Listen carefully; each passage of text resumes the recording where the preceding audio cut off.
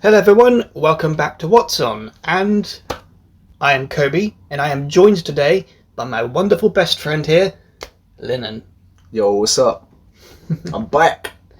And this is going to be interesting, but interesting. It's always interesting when we're here together, when we're doing these discussions and such. But today it's not going to be a discussion. Today, of course, is a movie commentary, and bit of trivia here. This actually wasn't going to be the first choice for the movie. The original plan was to do my favourite movie, which was the film Jaws. However, you, Liln, you actually put up a very interesting point, literally like out of the blue, saying, "Oh, we should do a Jurassic Park commentary at one point," and it just suddenly clicked there. But I thought, you know what? That actually makes a lot more sense. It does make a lot of sense. Yeah, and also considering that, well, mainly because one of the first episodes we did together was discussing Jurassic Park, and seeing as this is the final season of Grey Owl's podcast era, really, I think it would be quite fitting actually. And gotta say, thank you for unintentionally recommending that. Well, it's a film I know a little bit more about as well. If we did watch the Jaws film, I'm not too sure what I can actually add. That's more your domain, but this is kind of a mix of both of ours. So we'll come together during this commentary and see what facts we know about this film.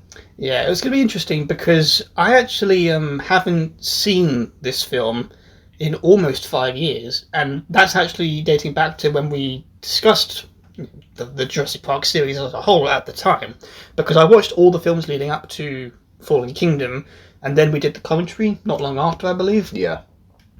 So, wow, it's been that long, and of course we've seen Jurassic World 3. Oh, let's not talk about those films, because today we're watching the best Jurassic film, the first one.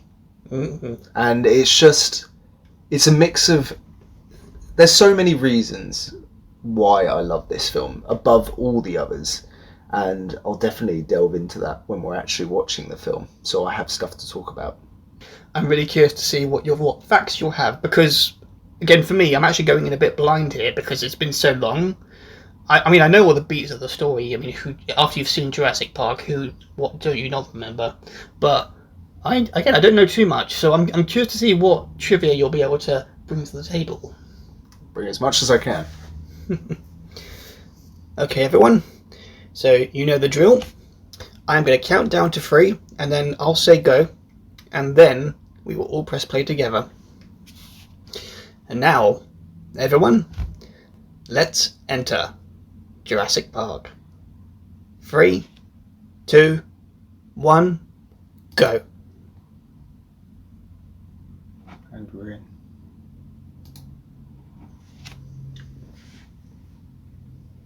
I think this has been about maybe 3 years since I've seen this.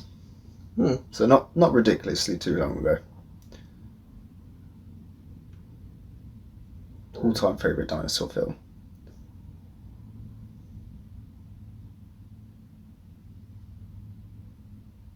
Oh, back when soundtrack mattered.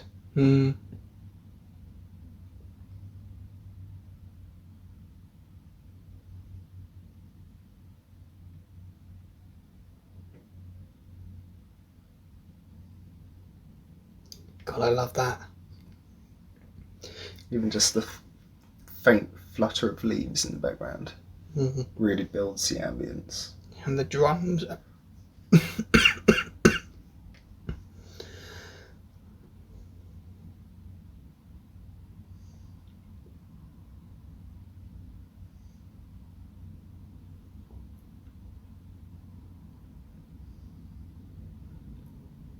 Even this scene here is already foreshadowing what it's like to be approached by a T-Rex.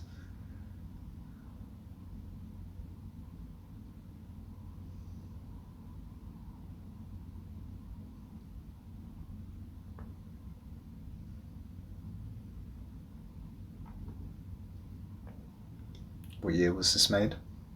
93? Well, it was released in 93. Still says it feels very early 2000s in terms of its, I don't know, set build. Yeah. It looks like a Power Rangers set almost for some reason. That's just come to mind.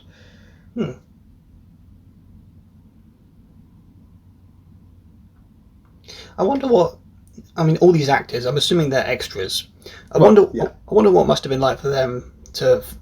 I mean, this film itself became like a cult classic, and considering the franchise it's become now, I wonder what it must be like for them. Like, oh, I was in Jurassic Park. Well, who did you play? Oh, I played the guy that gets eaten at the beginning. That would be amazing. Wow. Imagine being that guy. Be the talk of the town every party you go. I got eaten by a velociraptor. What have you done with your life? Oh shit, his name's Joffrey. Well, it's destined to die anyway. That's what you get for being a little prick.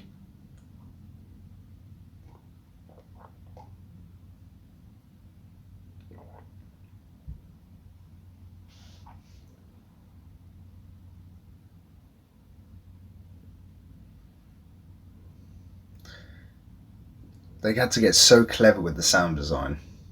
If you listen to how it screams, also one of the most horrifying scenes as a kid I witnessed watching this for the first time. But all the sounds the Velociraptor's making is all animal sounds that have been cut and mashed together. When the Velociraptor screams, it's a little girl screaming alongside a couple of animal sounds. Classic scene, by the way, there. Just missed it. Shoot her! Yeah, and the hand. I remember being freaked out by that scene as a kid, but sort of not understanding why. Yeah, because we only see flashes of the, Velociraptor, I'm guessing, in this case. Yeah.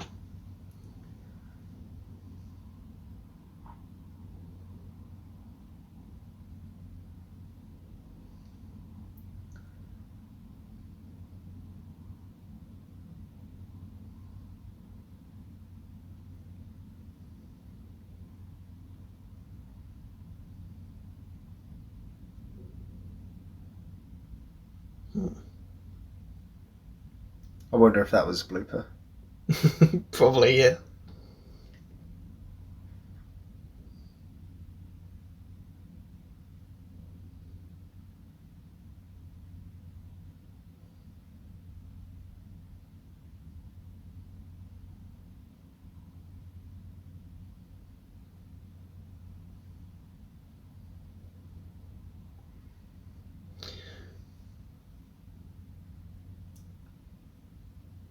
Don't know why, but this guy with the hat, he kind of reminds me of the cop from Dexter.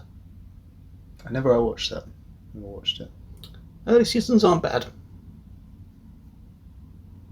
Wow, here we go. Oh yeah, this is another memorable scene.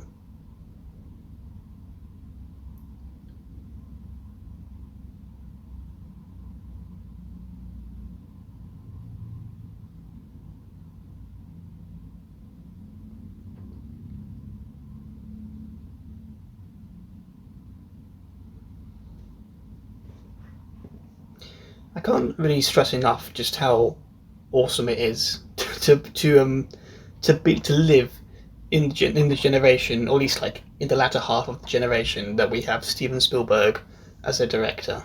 Yeah, he made some absolute bangers.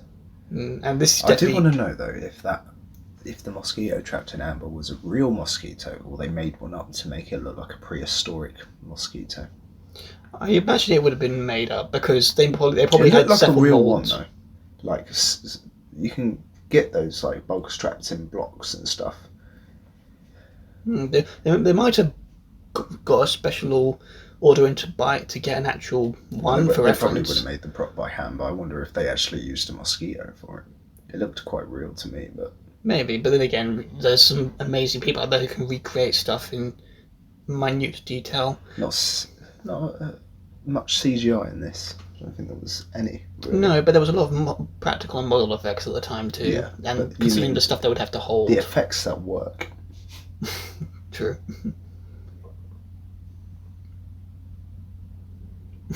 God, just seeing that TV screen there, it kind of brings me back to VHS days, watching these movies. I remember owning the Jurassic Park trilogy when it was just a trilogy Yeah. on VHS.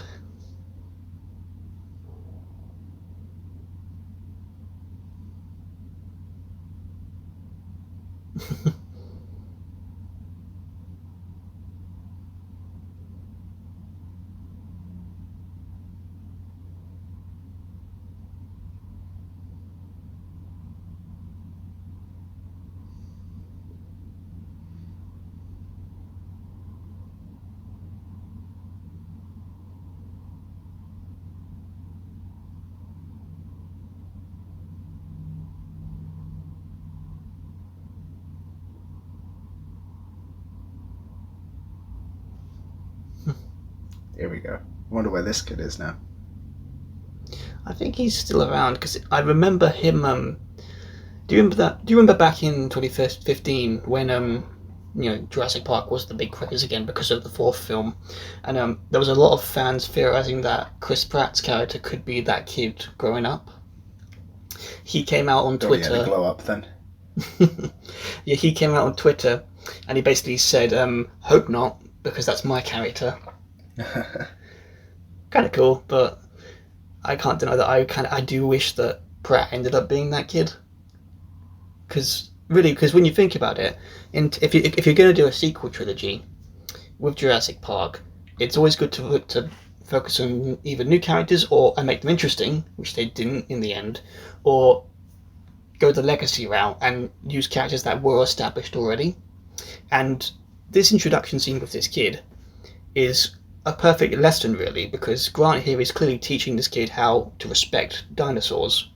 You don't treat them as 6-foot turkeys, because they are dangerous. Don't think that they're like the magnificence of them. Don't underwhelm it. So if that kid took this lesson to heart, and we're in a world where dinosaurs do end up becoming part of a park attraction, I guess it makes sense. Yeah. It would have felt natural to have this kid grow up and become a part of Jurassic World, the theme park, and then you've got a new main character who has a connection to the original film. That's marketing wise a good goal. Story wise, that's a good direction to jump off of. And it's Hollywood at the end of the day. They've recast characters to be the stereotypical hero approach they want to go before, so it's within reason they do it. It's just a shame in this case they didn't do it. Yeah, that wouldn't have been good.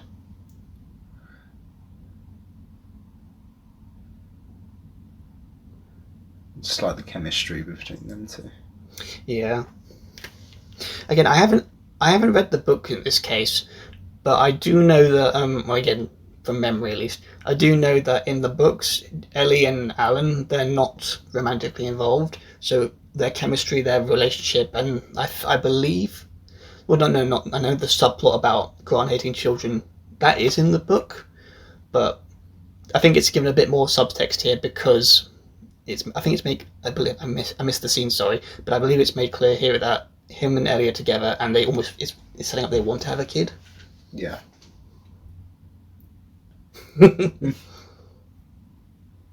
God, look at that beautiful man. Yeah. Who's his brother again?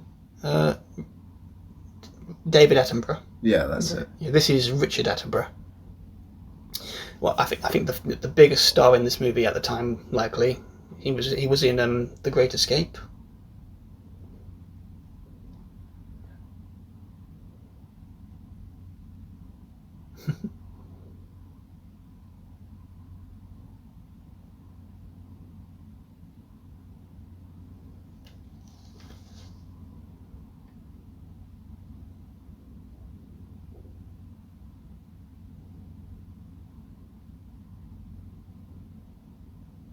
It's a very natural conversation going on, which you don't get, I feel like, in a lot of modern films. They're very scripted.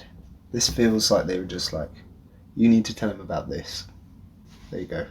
Action. Yeah, good writers, they're able to authentically make the story feel natural and the characters feel real. A lot of modern filmmakers, and especially the later Jurassic Park films, notably the World series, they focus too much on the story points and they have to make sure the characters get from A to B to C to a T. So they don't give you quiet moments or let you revel in the quiet moments. It's always either action scene or one-liner, so forth and so forth. Cut to the point kind of scenes.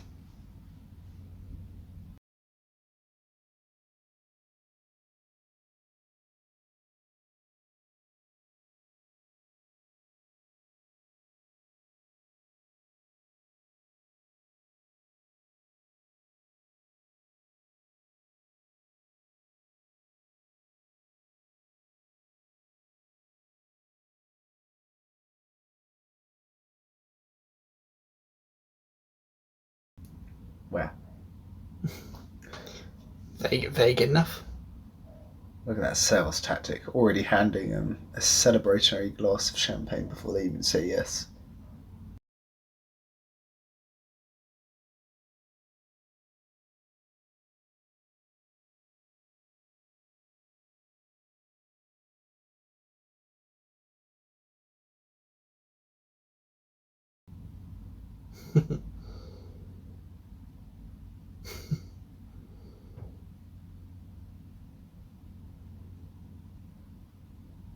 Where's the plane? Makes the sense. Helicopter's outside. Is that not good enough for you?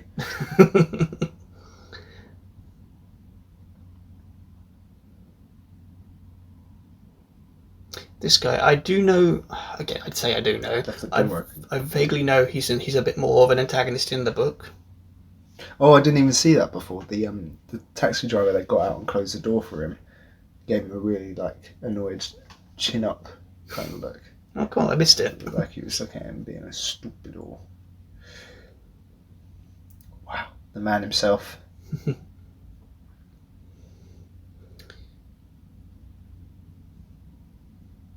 This is another fun scene. Mm.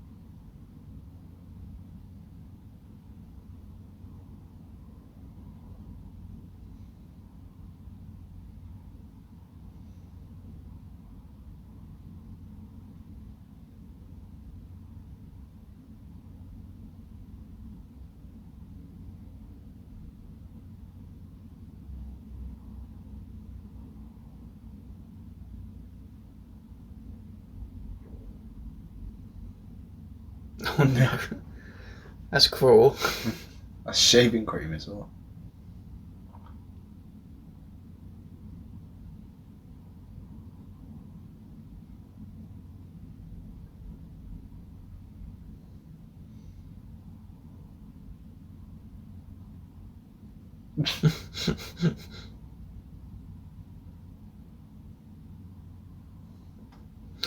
I know there's a commentary to say that in a way what he's doing is kind of justified, because I do know for sure that in the book Hammond is a lot more crueler and selfish.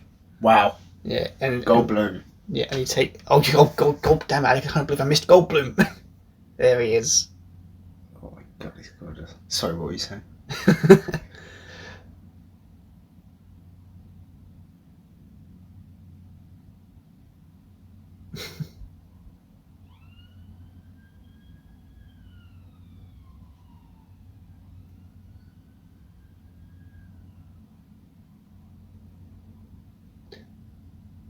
He's fun. He's fun to watch. Mm-hmm. Like watching this as a kid, I was like, wow, they're really in a helicopter for this scene. Watching it now, it's like very obviously a green screen in the background or like a moving picture, and it's just the platforms moving around them.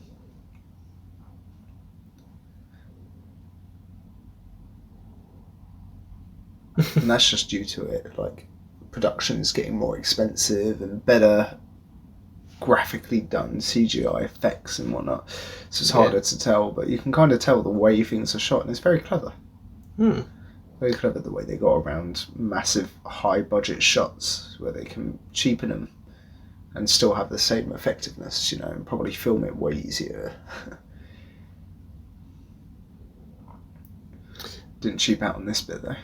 Nah, and I gotta stress again, the music is there's a few soundtracks out there that just are going to stand the test of time. Yeah. This is one of them.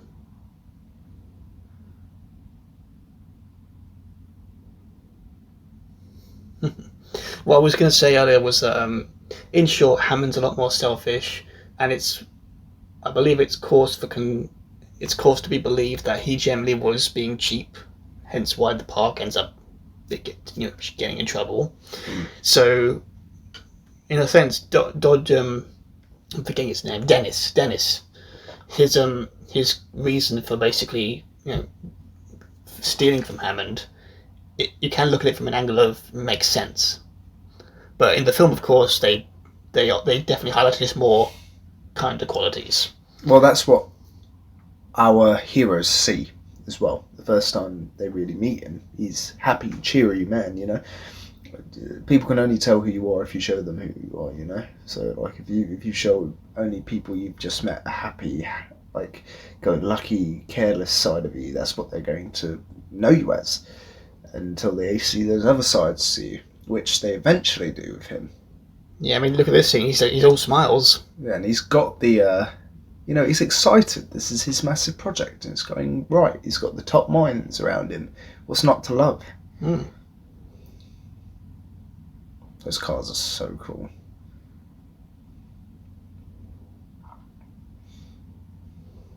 God, even the music here. Because I was watching Jaws the other day with my dad. We had a Jaws marathon, and just listening to the music from the first film, and when they're being chased by the shark, and the music's very optimistic and whimsical. It's the same thing with Jurassic Park here. The music is so fun and energetic. Yeah. Like you're at an amusement park, it's happy. Or on an adventure. Yeah.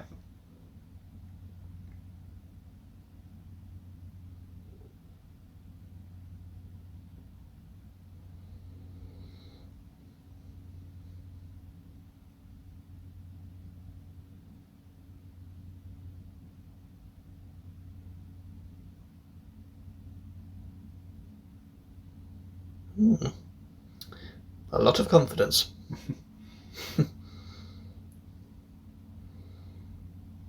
Oh, and here we are, one of the most famous scenes in the movie. Also, again, who's this guy on the left? This guy, this extra, he must be so proud. Yeah, he must be proud.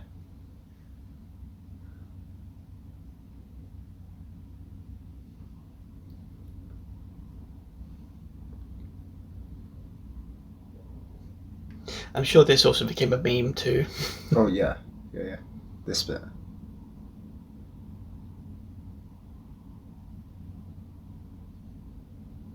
I wonder if you can see it in our glasses, or if you can see the camera.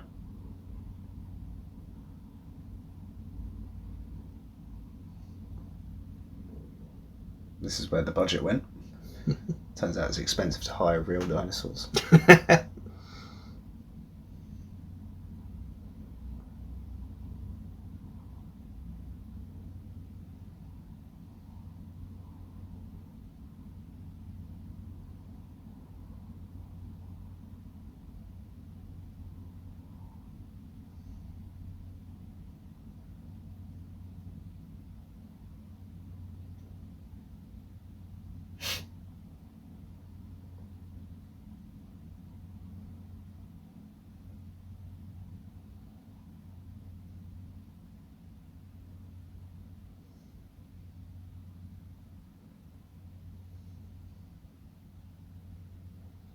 Doesn't really need to stand there to get those leaves, but yeah, cool. I just got chills.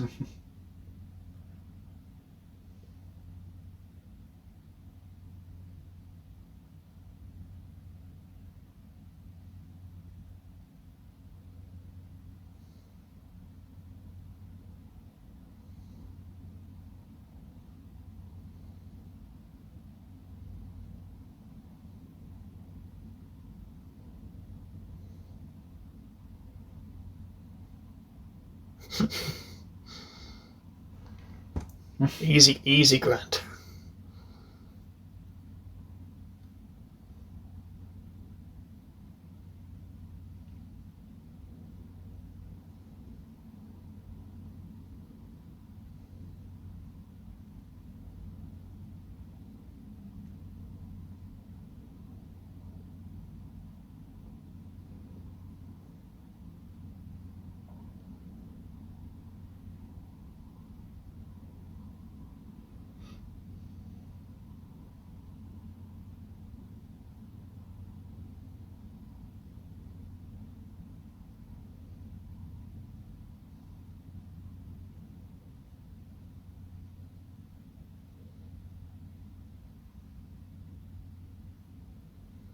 God damn it! I got chills throughout that entire scene again. Yeah. Was that like the 10th time we've watched it? Wow. It just feels like we're seeing it for the first time every time. Like how we're putting the characters' bodies. Like they've just seen a dinosaur and they've acted like they've just seen a real dinosaur. You know, and it really came across well. Their acting, but we completely missed that in Jurassic Worlds, where it's commercialized and it almost feels industrialized. Just the everyone's seen them kind of feeling, you know. Oh, you want to go to the dinosaur theme park again? Been there, done that. Didn't feel whimsical. Nah. You know. But I guess that was kind of the point, where it was meant to feel like all cold and robotic kind of thing. Maybe, but I just feel like there's so many ways you can tell a story, a sequel story to the Jurassic Park series, the original trilogy. And I feel like they did all right with the first one, but they really lost their way with part 2 and 3. Yeah, the first one definitely still felt good, but the nowhere close to this beautiful, beautiful film.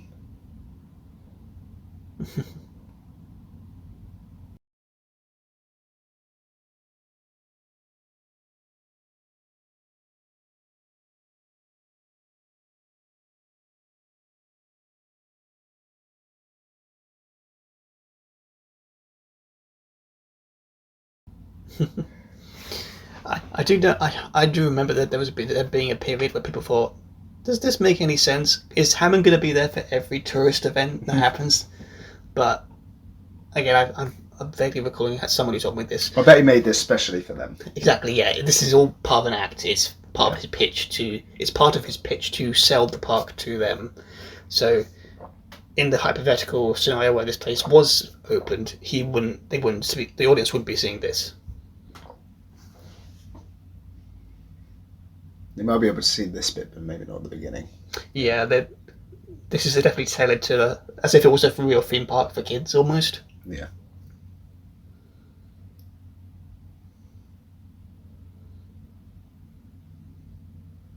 And sows.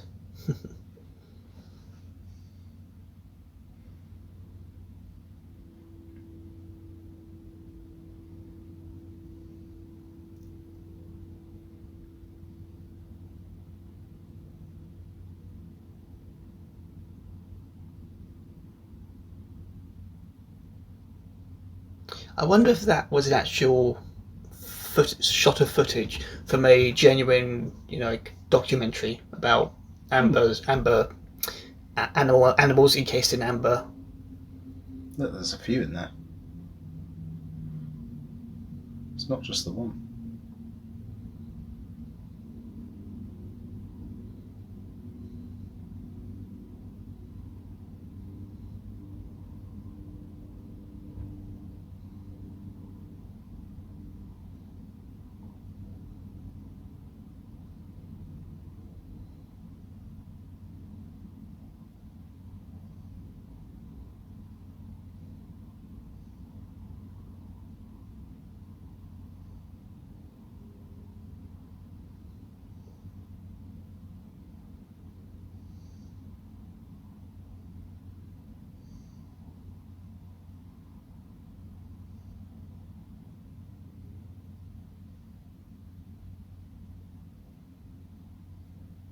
VR.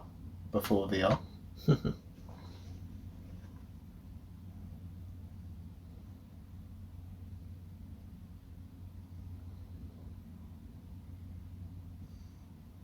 That's a big baby.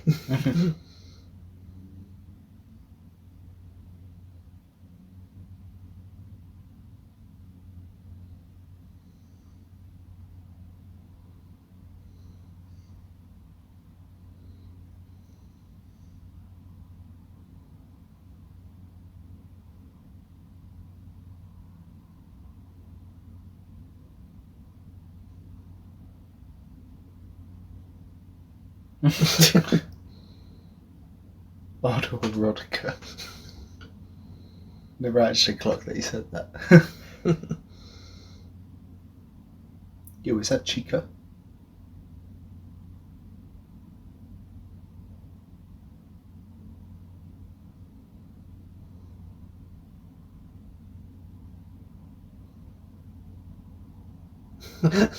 So let's just break it. Jeff Goldblum is definitely the bad boy in this situation. Like, fuck the rules. Let's see the dinosaurs.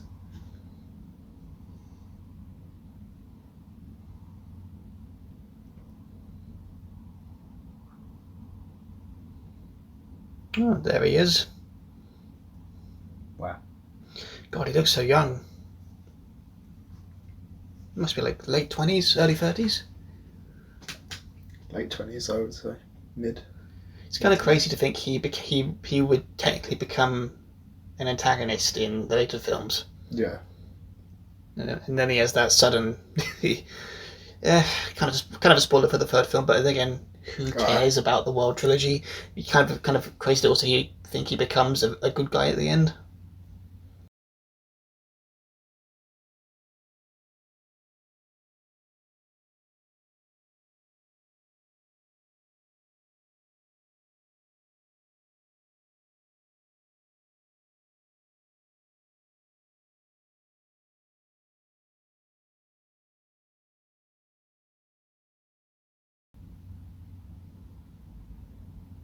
That's just adorable. That's just in time as well.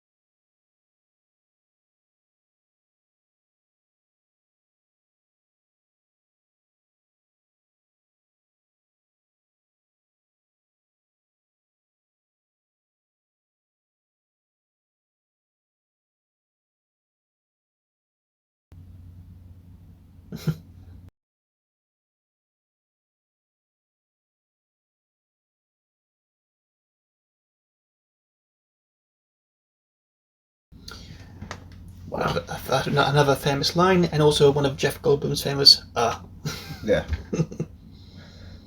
It's part of his character.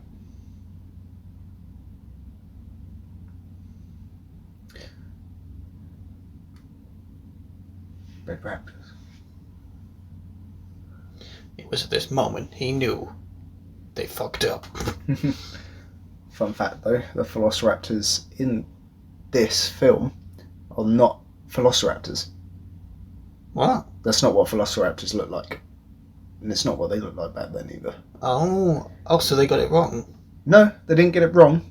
They purposely changed out what the dinosaur looked like to make it bigger, scarier, because they're only the size of up to your knees. Oh. Velociraptors, and they're covered in feathers. Oh, So they look a bit more like chickens. But very angry chickens, by the way. But yeah, I think these are called. I have to look it up. I think it begins with D or something, but I'll have to look it up. From that description you gave me, it reminds me of the MIDI copies or compies from the opening of the Lost World film. When they attack the little girl and when they attack the guy with the taser. Yeah, but yeah, no, these aren't actually velociraptors. They are a different dinosaur, which was swapped out. But velociraptors was the more marketable, like, dinosaur. Everyone knew about velociraptors. Oh, okay. Well, especially because of this film. Oh yeah, this film definitely. But T-Rexes and velociraptors were the two, like, catchiest names for dinosaurs. No one's going to remember Diplodocus or something like that. They're going to remember a T-Rex or Velociraptor. Yeah.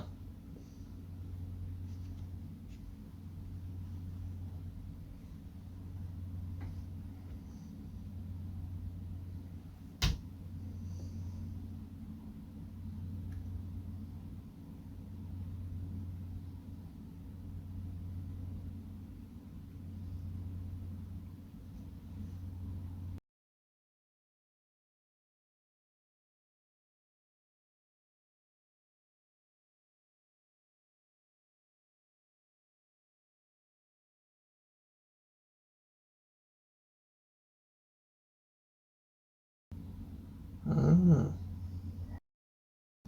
I remember now. They look like IKEA bags, don't they?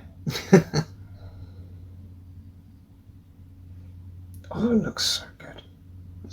This scene never fails to make me hungry. I believe that's meant to be sea bass. Ooh. Something I'd love to try one day. Have you not tried sea bass? It's delicious. Although I question the idea of having dinner or lunch in a room where you've got lights blaring in your eyes like that. Yeah. Also, I apologise, audience. I've got the girls downstairs barking like crazy. They should hopefully quiet down in a sec.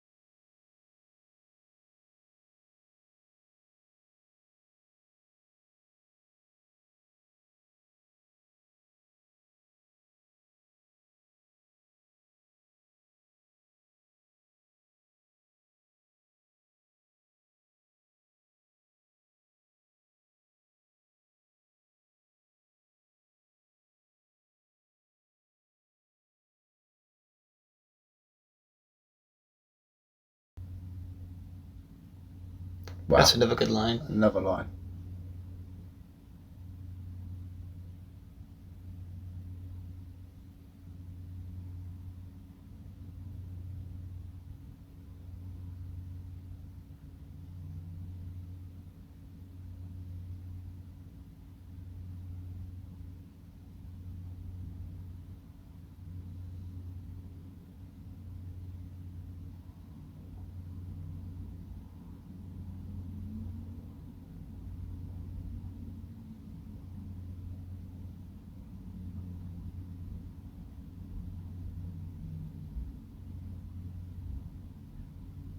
Damn.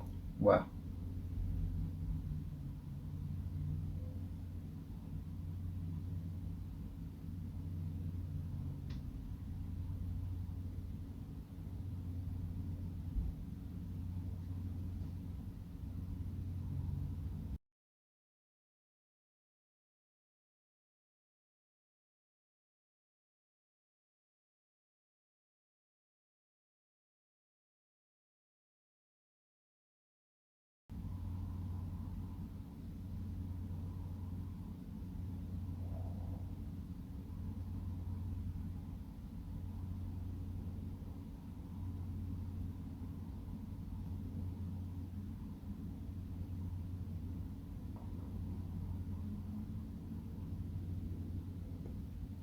good points.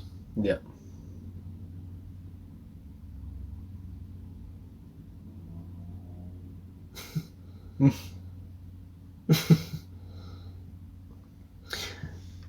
Again, I know we don't talk. We haven't talked a few times, but can you blame us? This is an amazing film. Yeah. Yeah, I don't want to keep talking. I want to just watch and enjoy the movie. Well, we don't always have something to add to the scene. So, there we go. Special kids.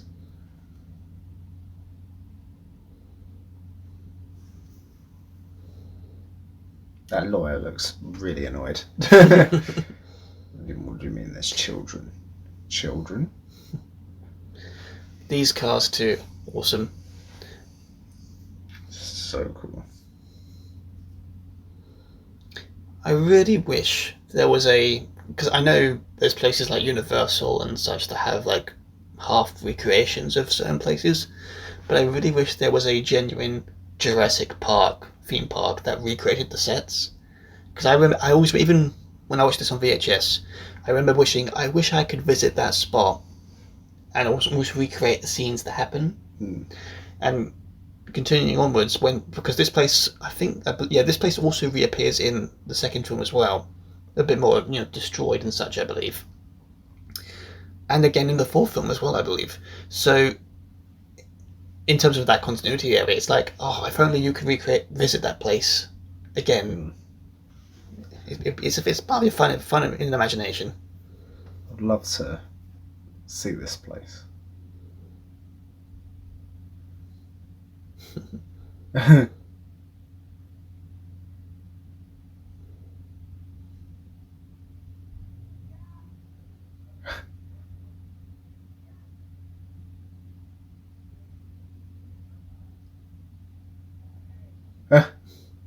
love Ellie in the background. She's loving this. Yeah, cracking up. Well, because she wants kids and he doesn't.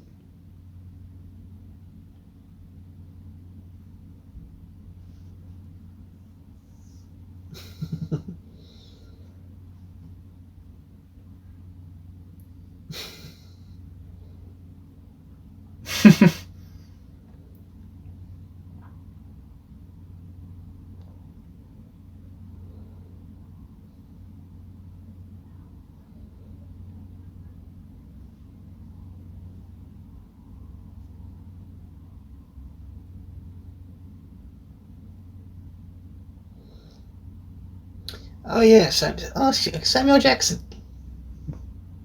Forgot for a second he was in this.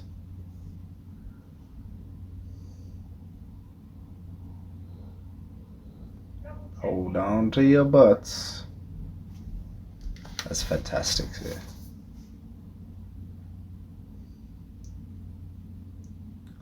Oh, they can hear him? That's weird.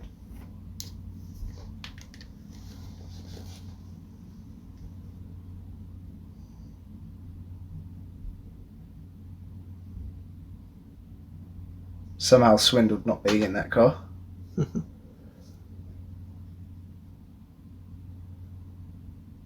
Why'd they put him in the car with the lawyer?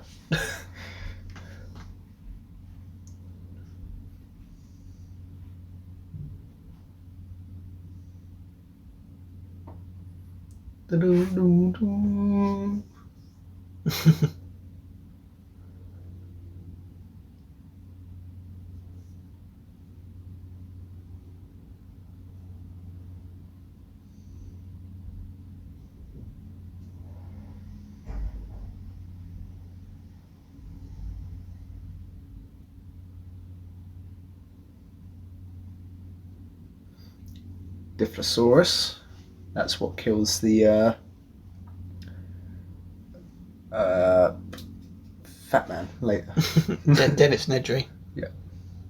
Although they were a lot bigger than what they shows in this show, in this film. I do remember that because I remember, you showed me a clip of it was from the audiobook of Jurassic Park. It was an animated part of the audiobook of Jurassic Park where someone drew the scene that they were describing in the book.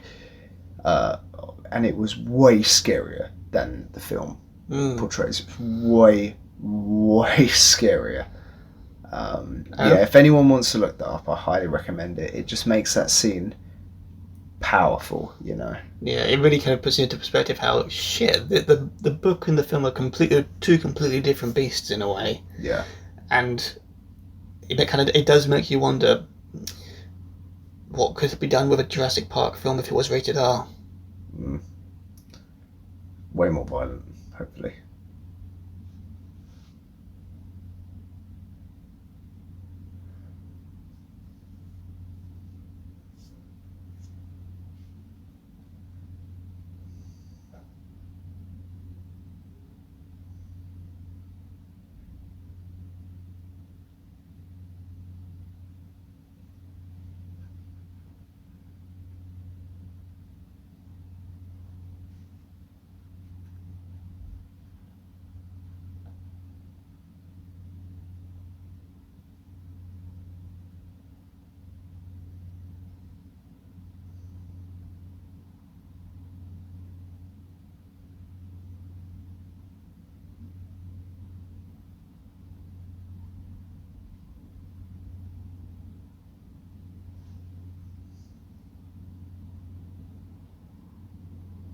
He's got very blue eyes.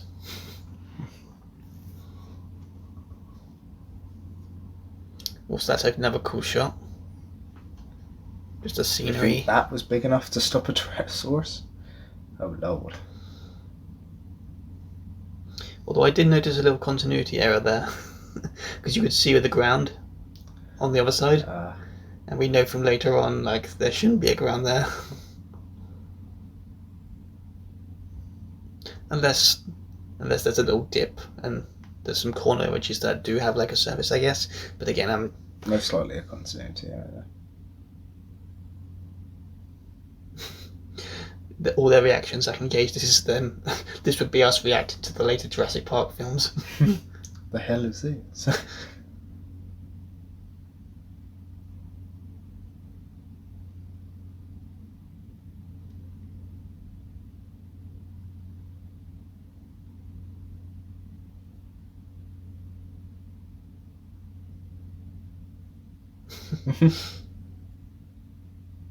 Or Grant's little smile in the background.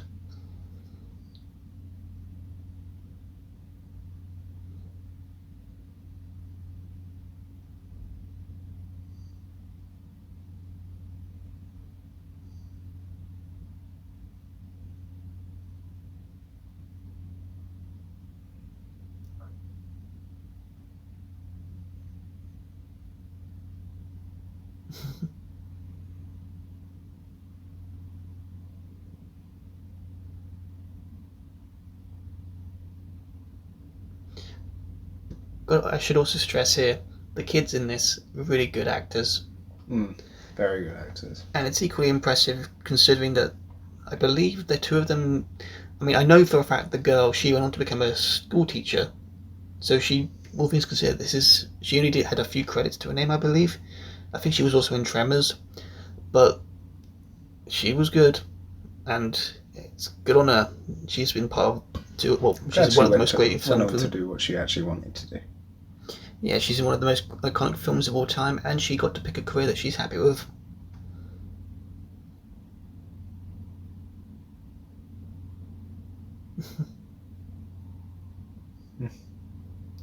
I hate that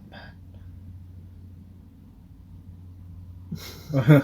God damn it, you kind of feel bad for him, but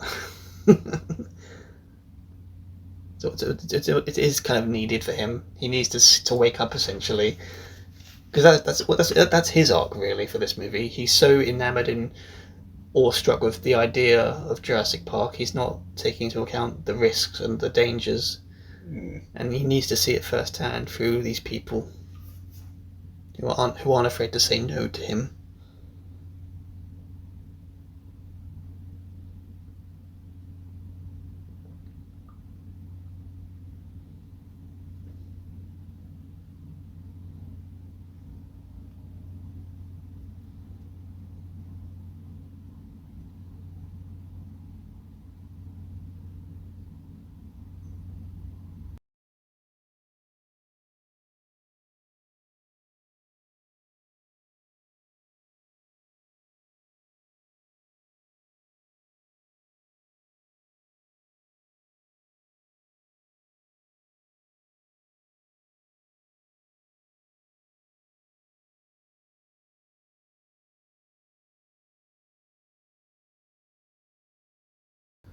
Some man stroking his girl. Jeff Goldblum of all them.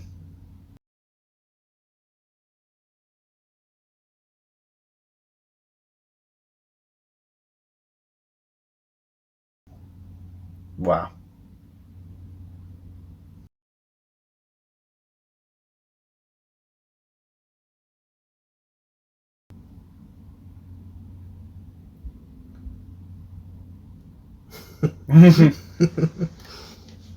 Talking to himself.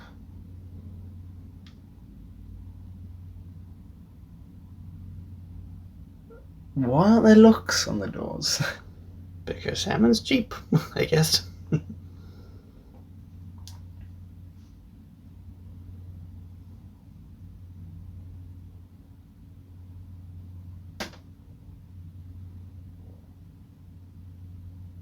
God, that desk is so untidy.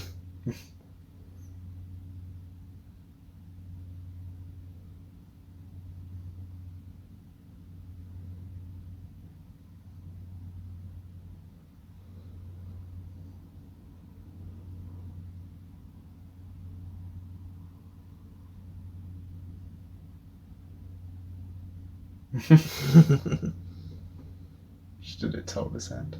Great.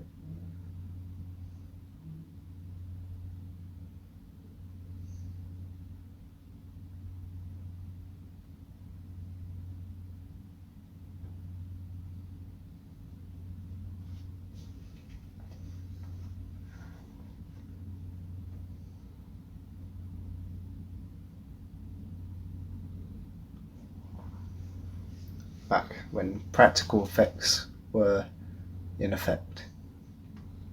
Okay, I miss this day and age. I miss this. I miss Look the how effort. real it looks. So cool.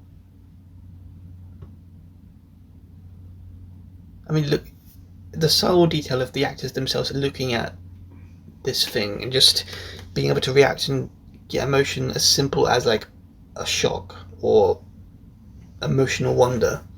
I mean, Ellie, look at Ellie in this bit.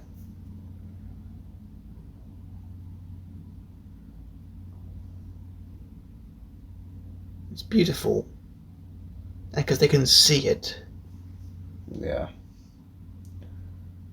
It's just so much better than CGI effects. So much better.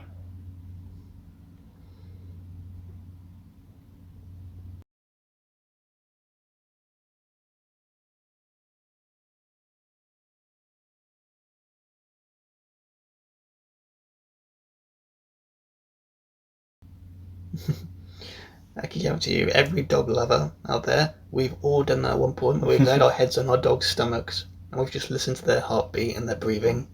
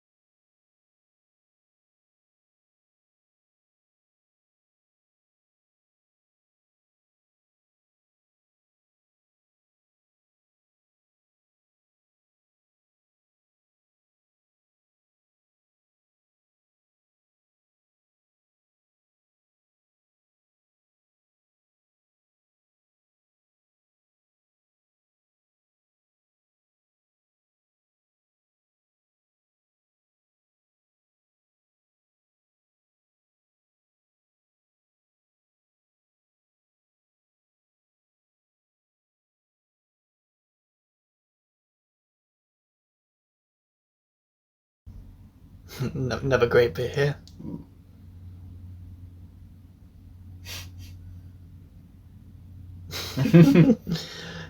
Makes you wonder who's the poor animal that got it out.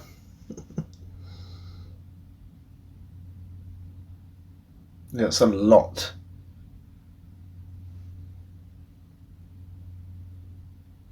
When I was younger, I generally didn't notice that she was wearing gloves. So I generally thought, oh, what are you doing? Why are you bending it with your own hands? Thankfully, though, she wasn't.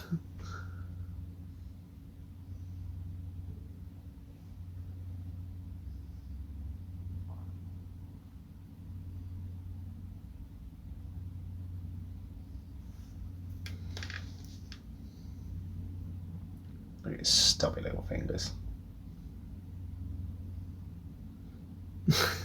He set in motion the clouds. Yeah, I always thought that was him controlling it when I was a kid.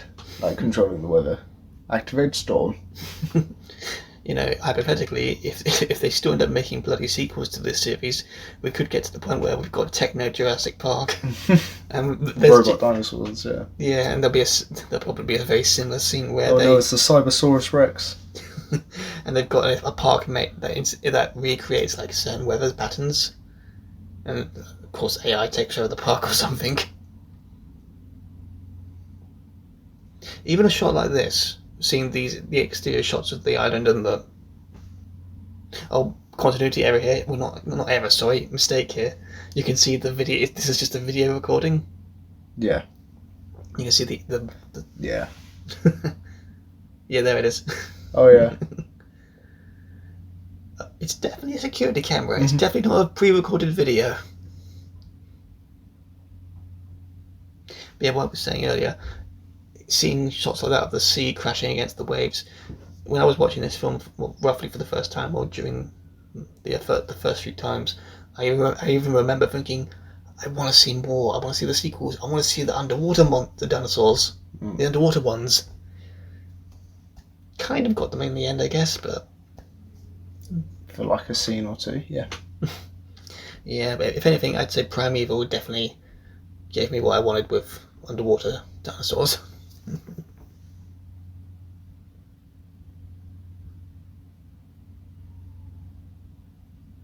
I love that mug in the background.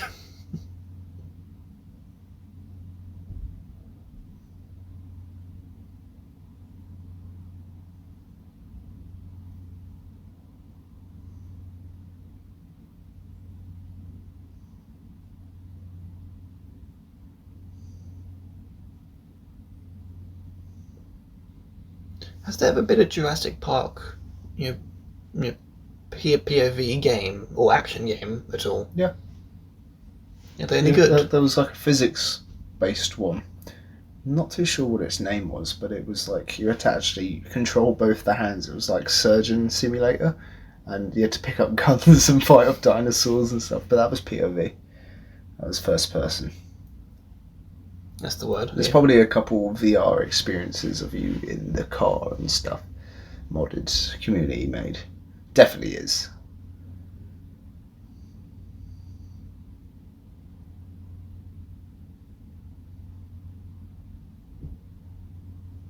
Look at that, perfect timing.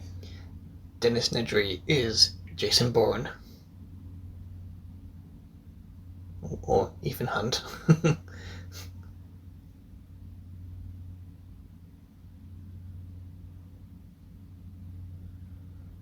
Yeah, he covered his ass. His really big ass. Is he still acting? Because I haven't seen him in anything in ages. God knows. Because a lot of his big credits were like 90s, like early 2000s, I guess.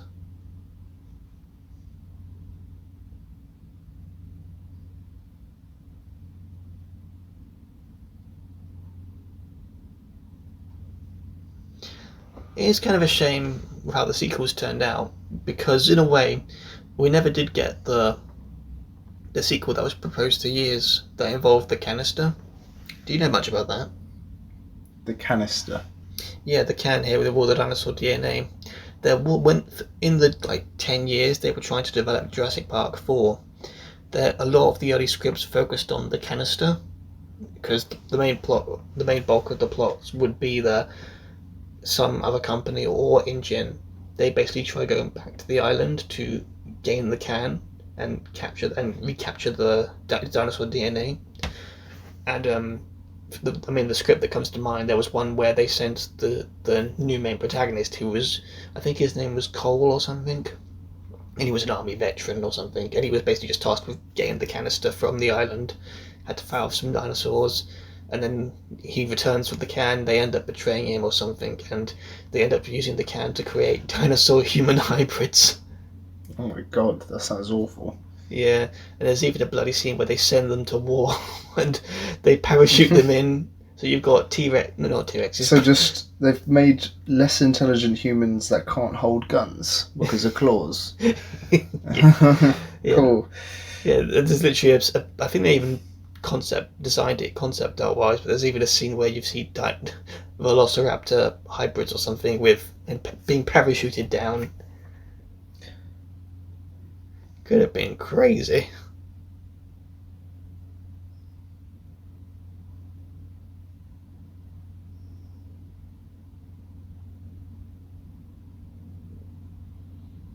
He's done mostly voices for things. He's a good voice actor, but he's not much of an actor. Okay. He's been in like Seinfeld and stuff like that, but not any really big movies. Like he's in the Harley Quinn animated TV show. Okay. And he does a lot of voices for Robot Chicken as well. Let me guess. I predict that he plays the voice of King Shark. Yeah, that sounds like him.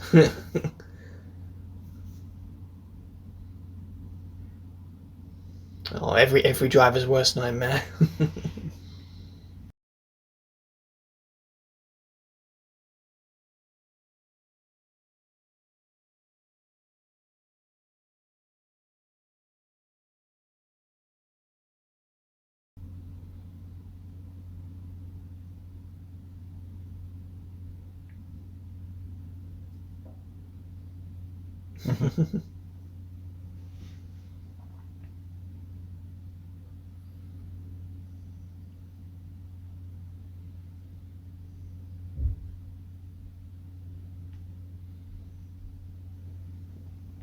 Oh, poor goat.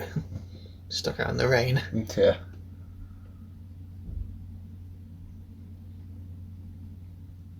Oh, I stopped right outside the T-Rex enclosure. That sucks.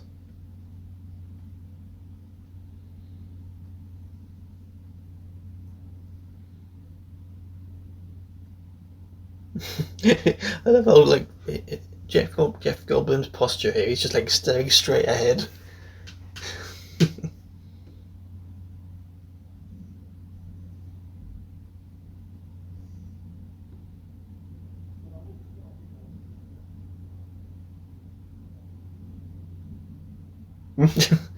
I mean, he's not wrong.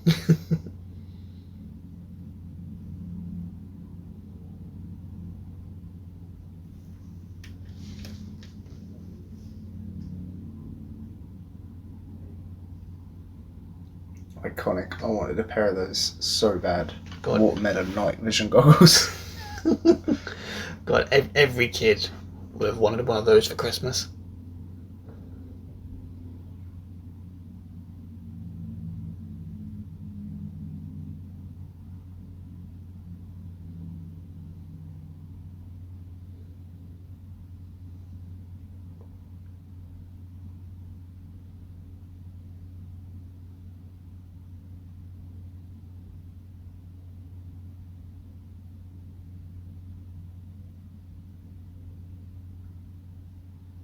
Another famous scene.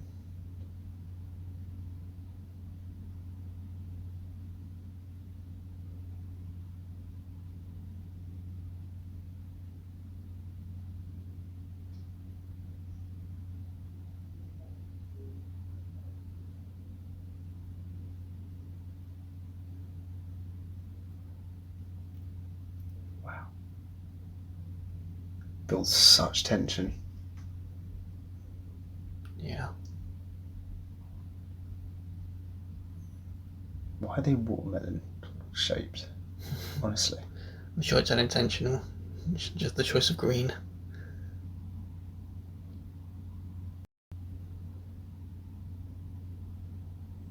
Where's the gold? Here's the gold.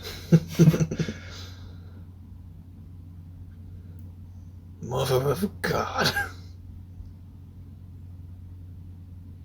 I like how we didn't see the T-Rex, but we saw his very short arm.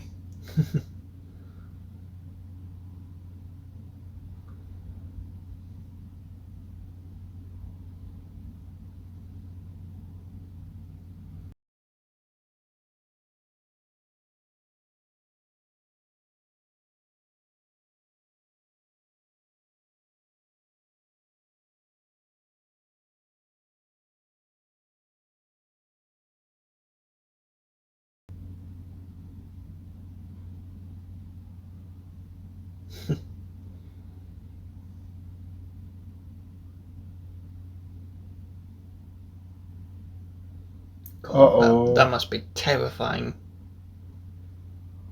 I mean, imagine if one of those wires hits you.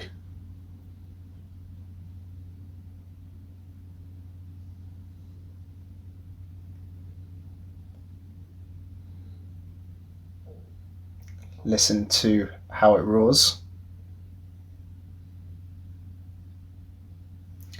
Mix of lion, a dog playing with a chew toy, a baby elephant, and a crocodile rumble. Oh. You know the iconic, like, loud bit? The bit? That didn't come very well in translation, but you know the bit I'm talking about. Yeah. That part of the vocals is a baby elephant. Oh. Lion and crocodile rumble mixed together.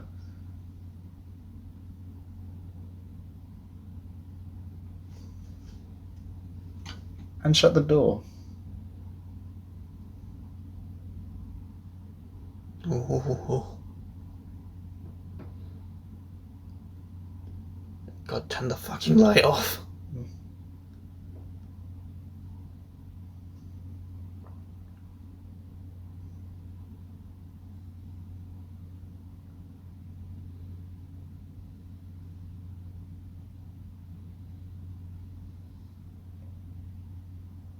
Makes it feel very real when its eyes dilate. God, that close, you would be deafened. Mm.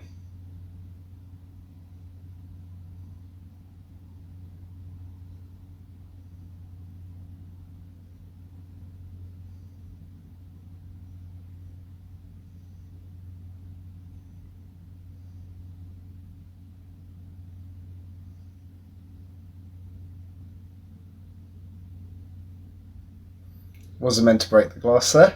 Really? Yep, that was a malfunction. Look, nearly fucking hits them. It wasn't meant to go down that low. Oh, wow. They just went with it. Probably genuine screams.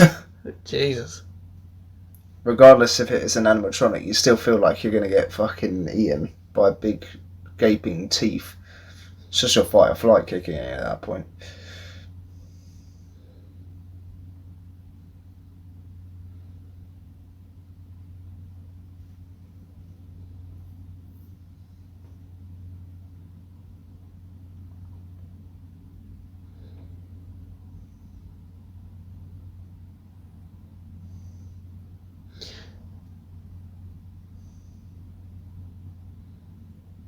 The music and the sound effects. Yeah. That's actually horrifying. Oh, God, yeah. Oof. And the scene that sent shivers down his spine. And this is the scene that was on the back of every VHS cover. Fetch it, boy.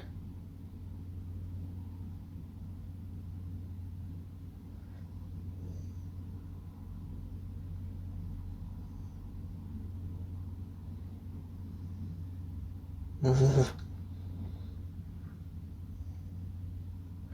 Runs him directly into him.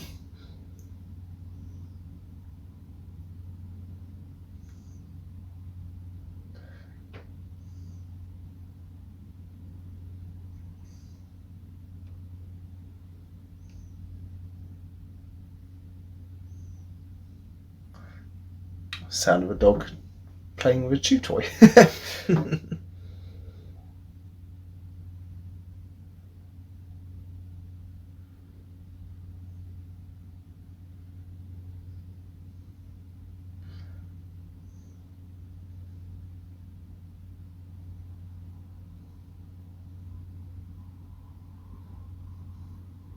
As iconic as this bit is, even I'm aware that this bit is considered completely ridiculous now. Yeah, complete false.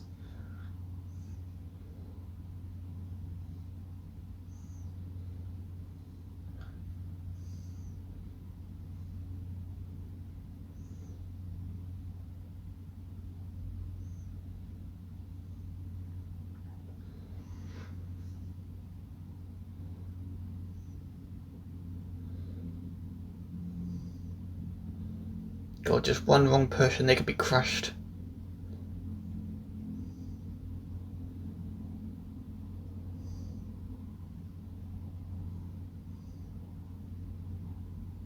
Oh, there's a sudden drop now.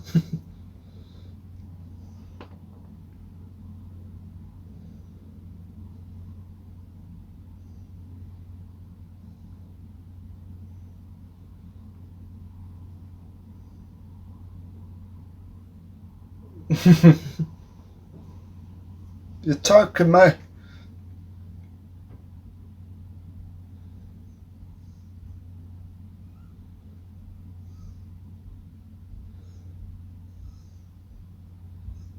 Oh, so close.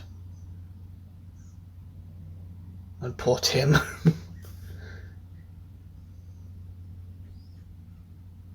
He's definitely dead, Tim.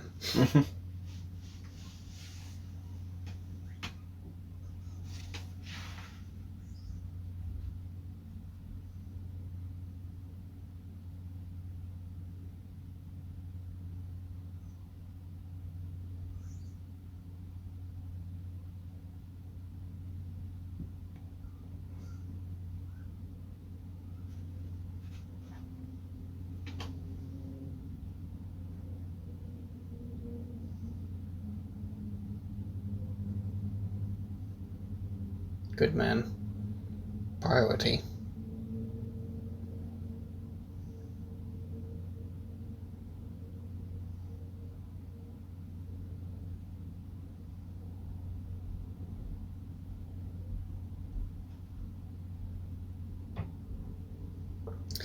About that.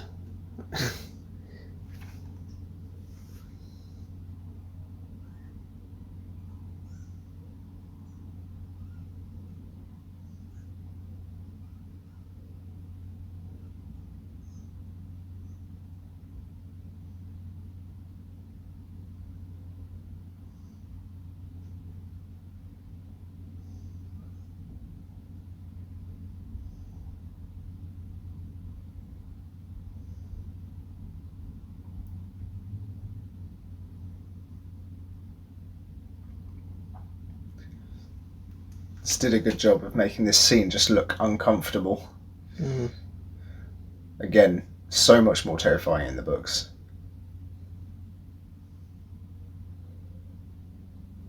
Ah, that was a continuity error. That signpost was pointing upwards a minute ago. I missed it.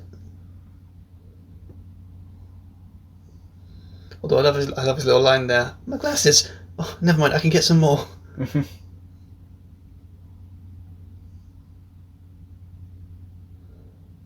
Oh yeah, this.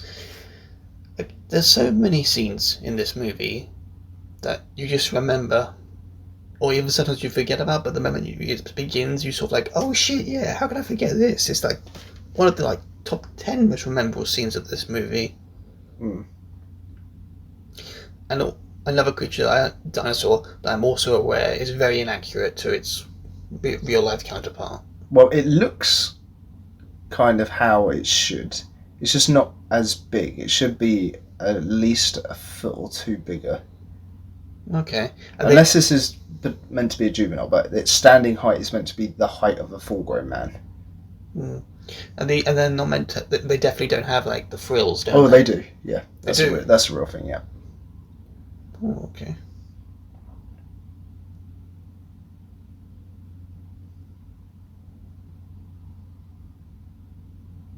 Pack predators as well. They wouldn't be alone. Mm.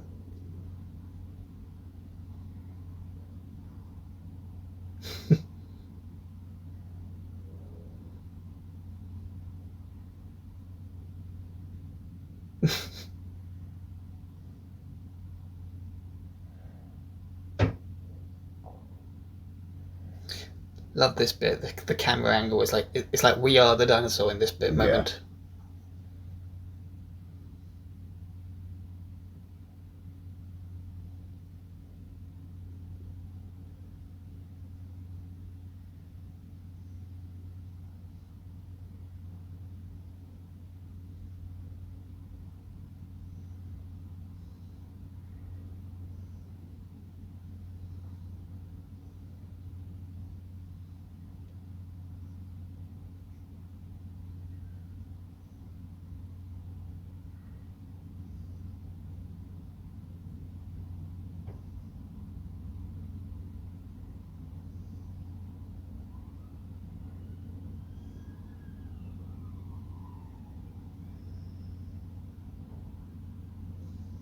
Ooh,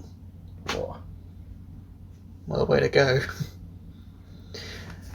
And I also know from the expanded lore of Jurassic Park that in I think it's the Telltale game, you can actually find the Jeep and Dennis's body in it.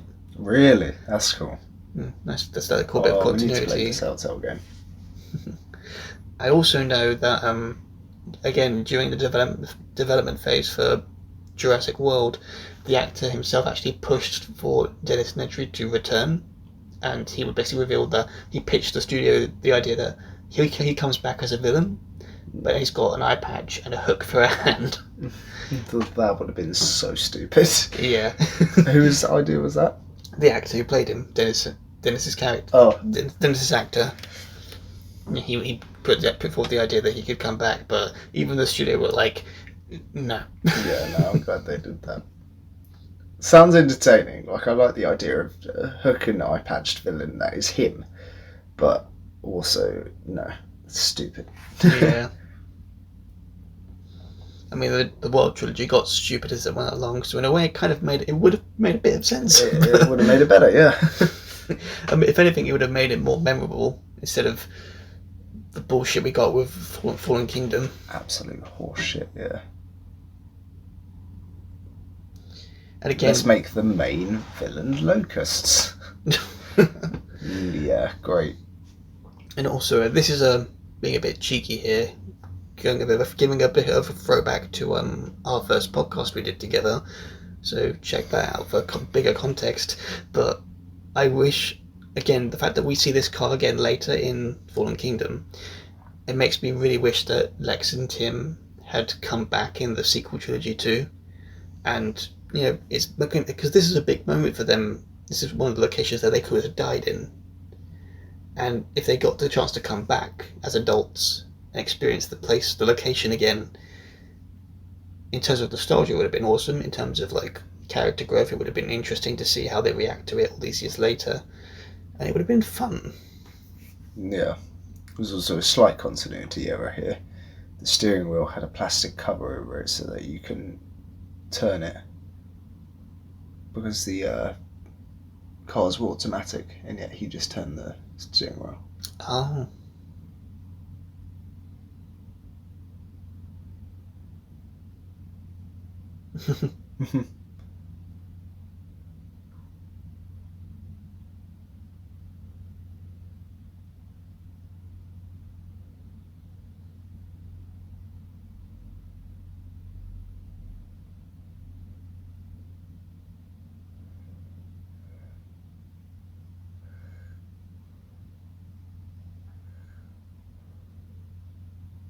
Saved by nature.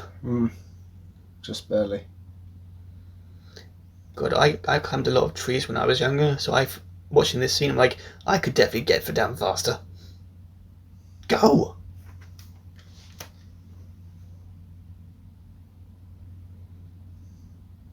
It's a very run into the shadow of it moment, where they could climb to the left or right and just climb down safely in their own time, but decide to go directly below it to get down.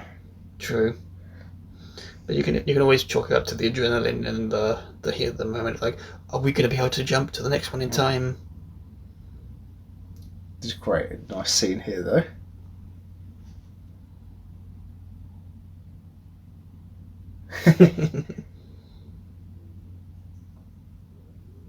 That is true.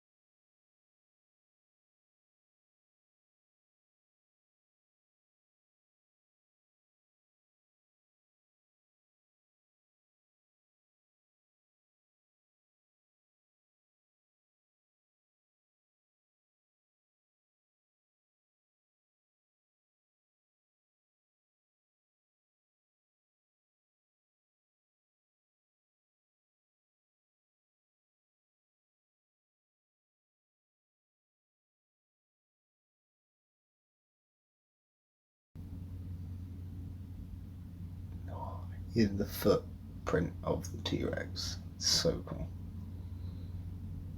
My footprint is way too small for that T-Rex.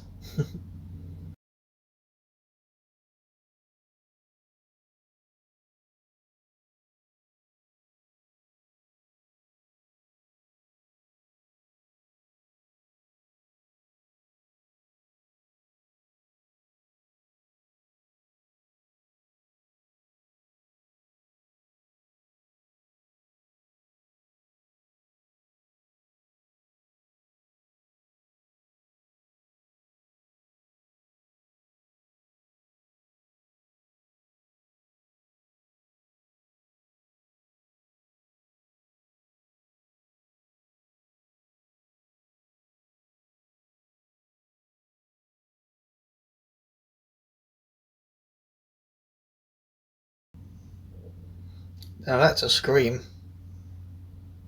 Downshift it, mate.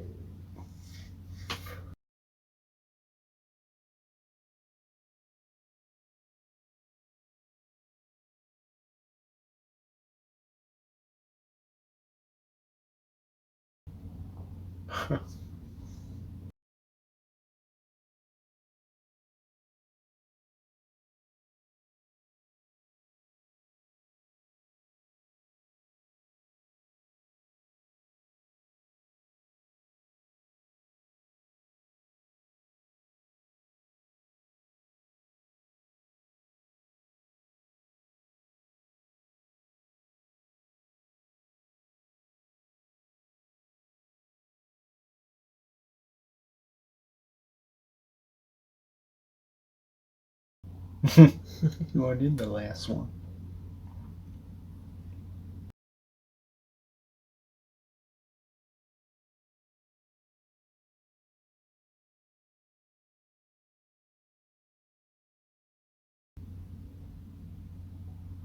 That's another nice shot.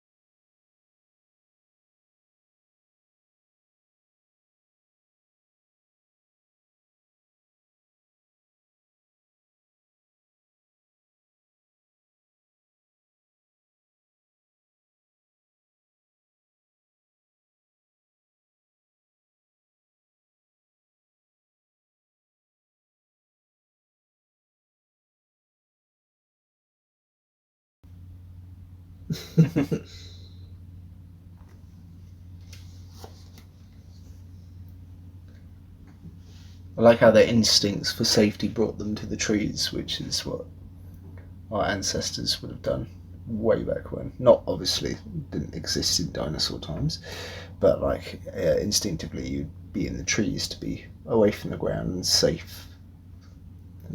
It's the Anakin Skywalker, the Star Wars approach. Aha! I have the high ground and a raptor claw.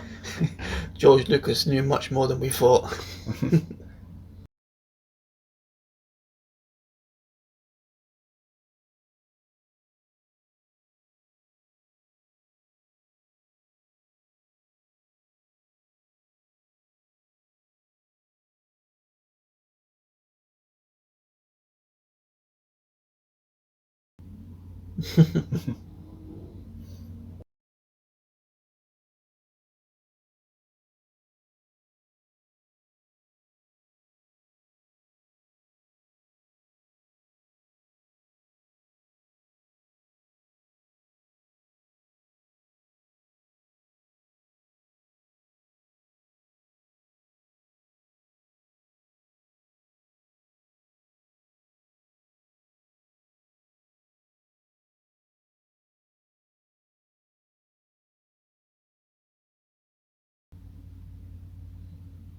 Nice little moment there. He's showing the kids, and he even chucks away the claw. In that moment, he's prioritising the kids. In this moment, I'm 100% sure these moments were shown with the idea that you could buy this stuff. Yeah, no, it would be actual merchandise, wouldn't it? Mm.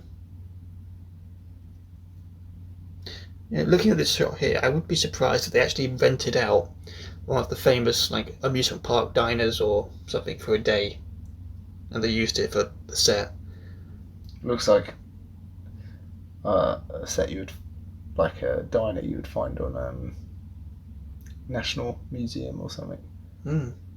Sort of reminds me, at least looking at the garden scene earlier. Wouldn't that background, is that all amber? I think that's really cool. I think it's probably just meant to be part of the design, the decor. For a second, I thought it was meant to be like some kind of cake, but Interesting shape.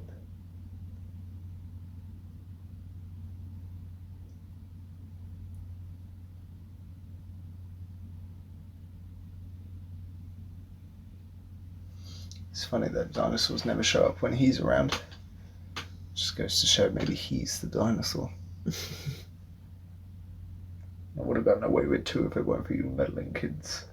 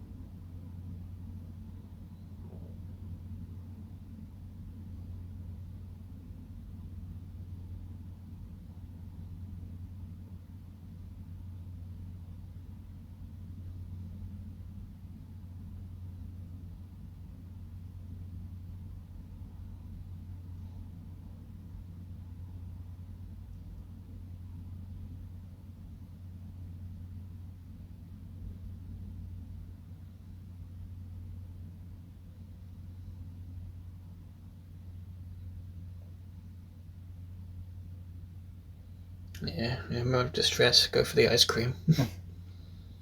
Also, I love that art piece in the background. Yeah, that's really cool. But again, only showing it for one or two scenes, they went through all that work. It's great. Yeah, and also I love that bit because that's definitely a turning point for Hammond. He realizes oh yeah, I gotta prioritize my family.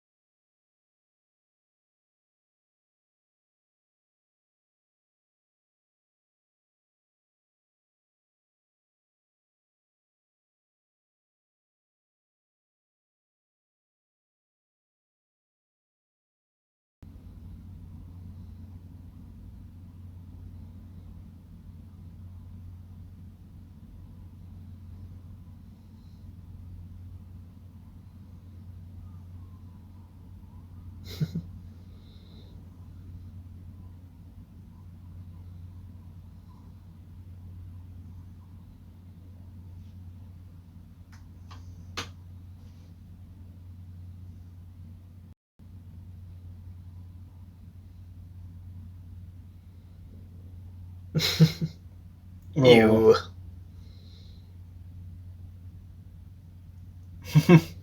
Great scene. She's had enough.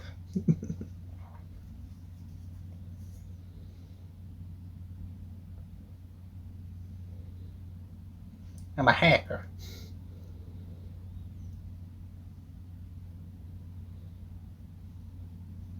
Uh-oh. Them breeding.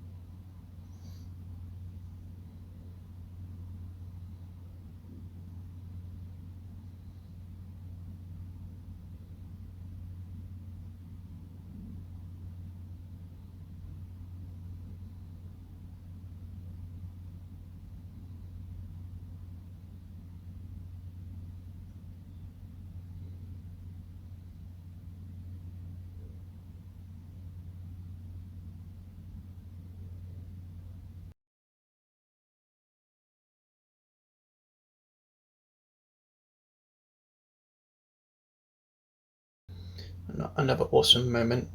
And this Wow. this godly The best moment. moment. The moment that propelled him into the stardom of a sex symbol.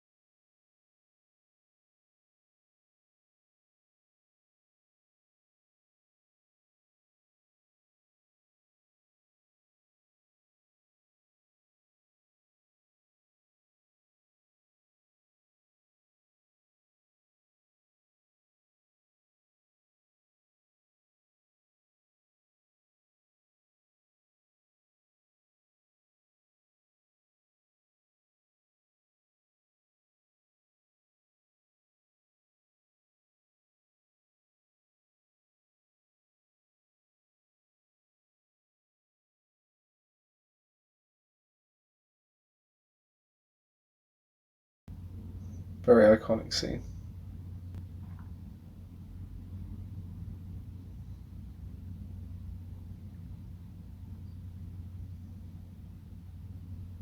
System ready.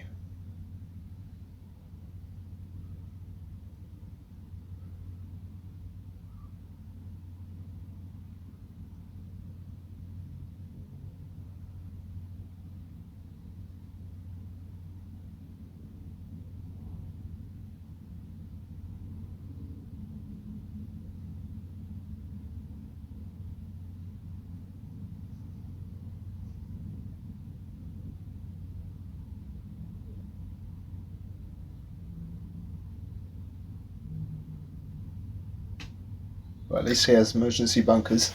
Mm. Can in that trivia box of yours, is there an explanation as to why we never see him die? Mr. Samuel Jackson's character. I don't know, to be honest. I imagined it would just be scarier to have him appear as a hand. Yeah, because I've got it in my head that he did have a death scene, but maybe they just didn't shoot it, or they forgot it or something. I like that you can't see how he dies, you know?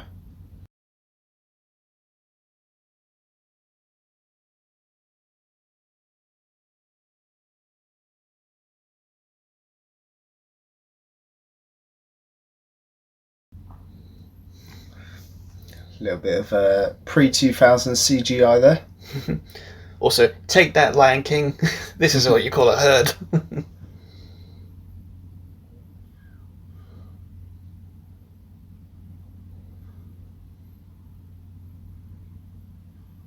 Well, stampede, I guess.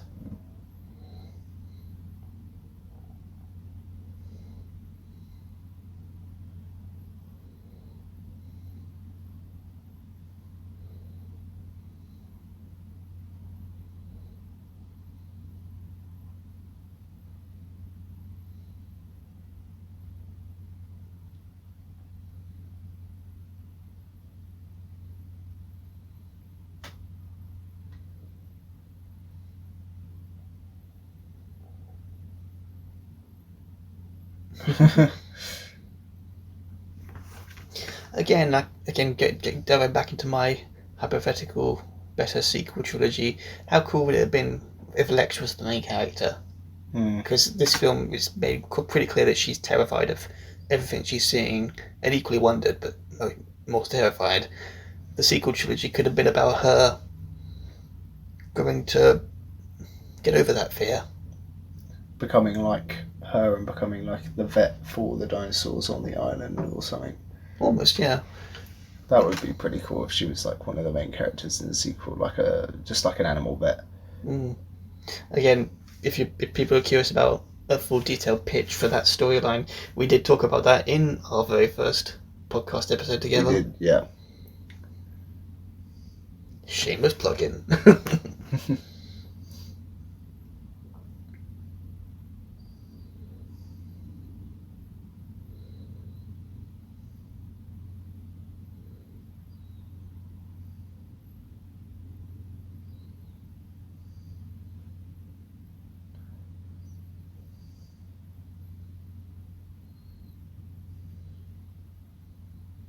Cool radius.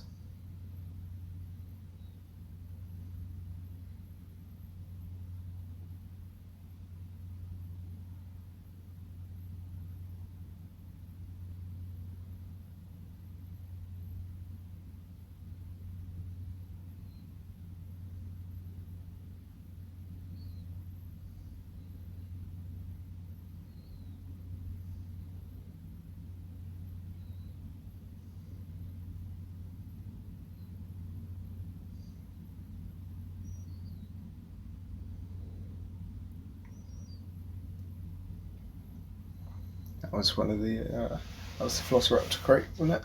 Yeah.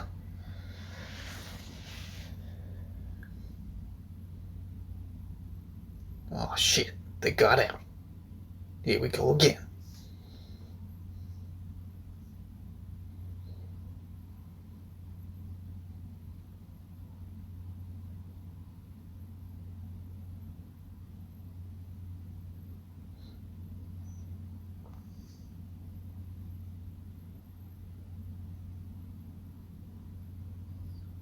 Very, very iconic scene. Scared the shit out of me when I was a kid.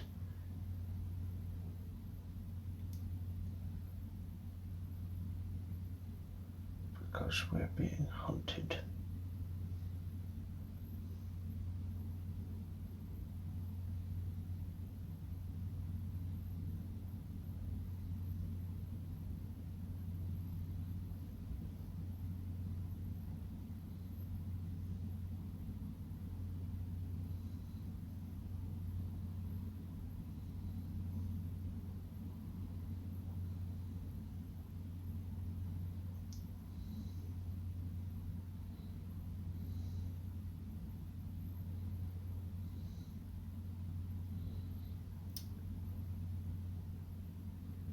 Again, where would we be without John Williams' score? Oh my god, it's so good. Everything looks so 90s.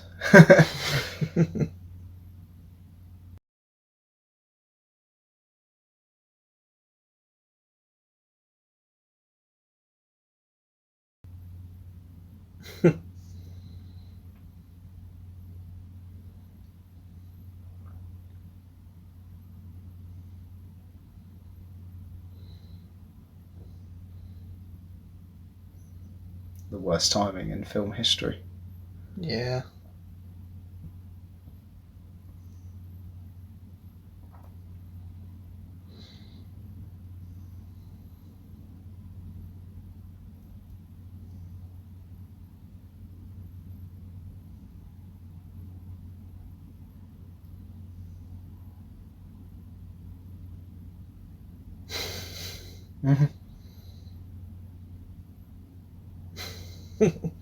You bastard.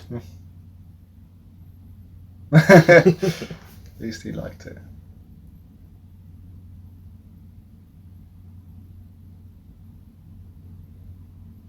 Well, stop climbing.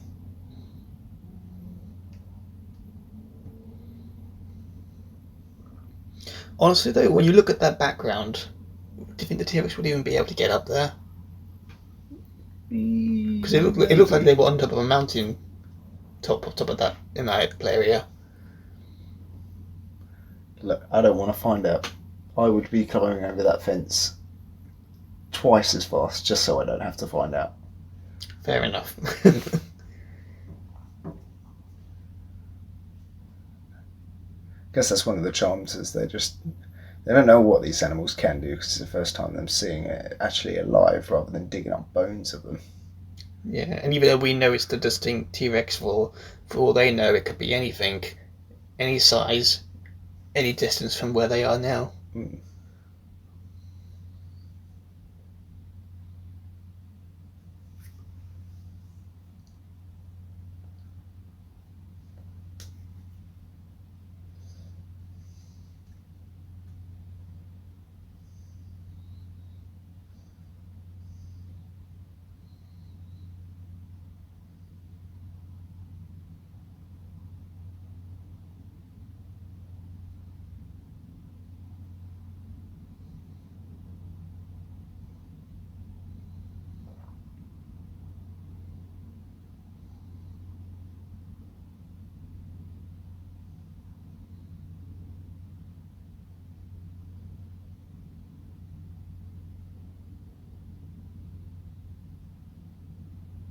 Don't push it.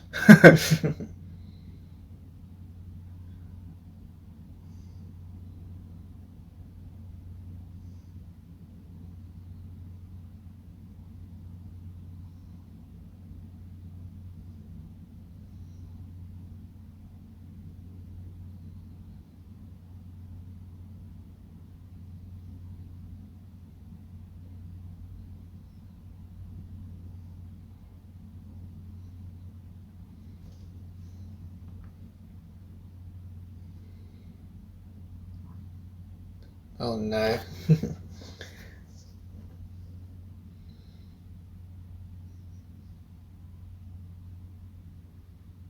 He's so far away, don't make him jump from there. Good stories really do know how to build tension like this.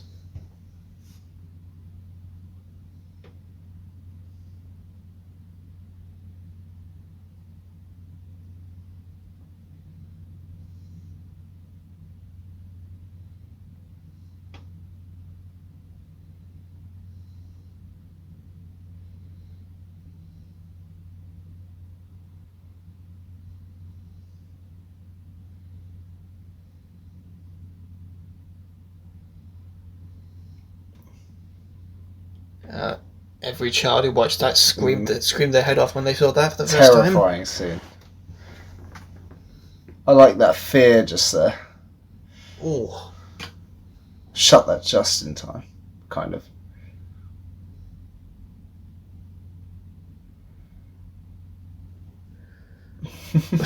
When did he get in the paddock?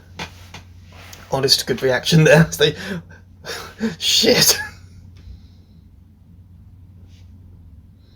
Also, I hated that the thing that was just like dragging along behind the what? Not I guess it would be in a panic, though. Oh yeah, it would be, but yeah, just the added terror. Like all that thing has to do is just get caught, and then you're stuck. Yeah. Scary situation.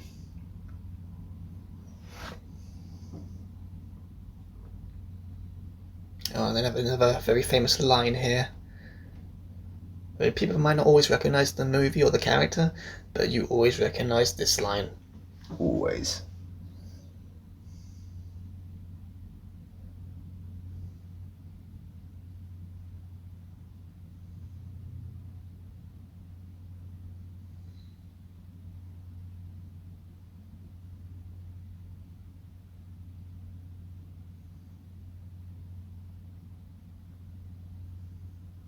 It's not even resting on his shoulder. There we go.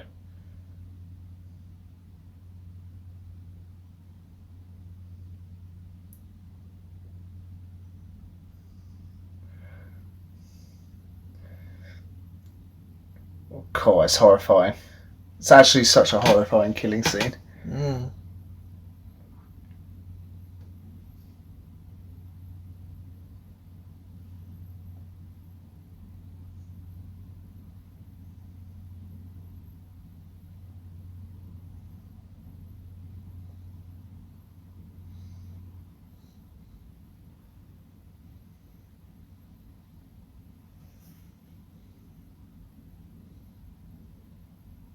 Free. Never noticed that before, actually. I just finished counting. Mm.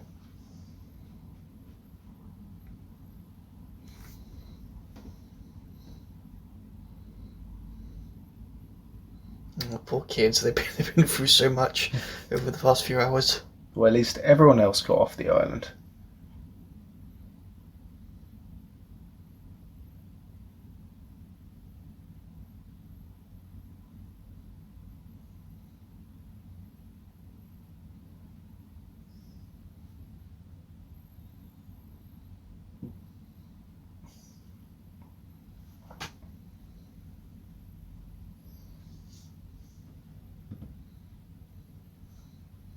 And Just 10,000 volts and he's ready to eat.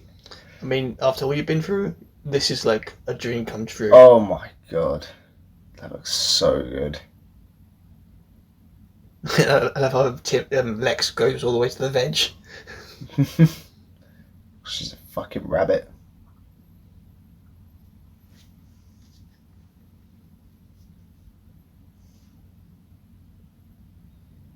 God damn it! Nice reunite scene there as well.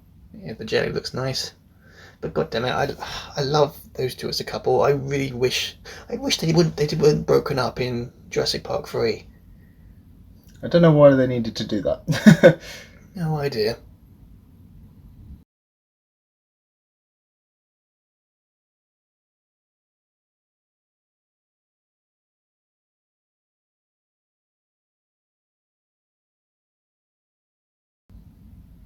Oh, another famous bit here.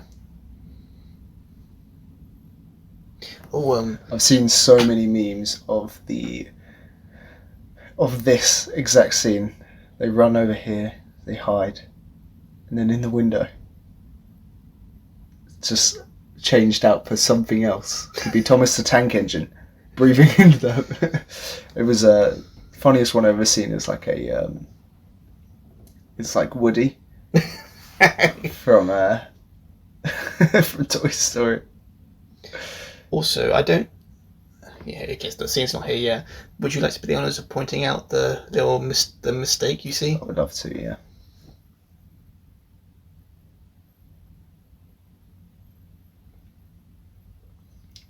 Turns out they have.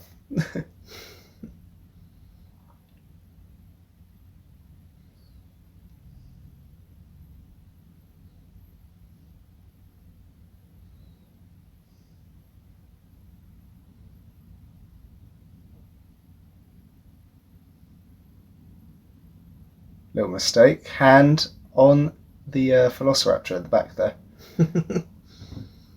I still remember that from, again, I think it's the very first podcast episode we did as well.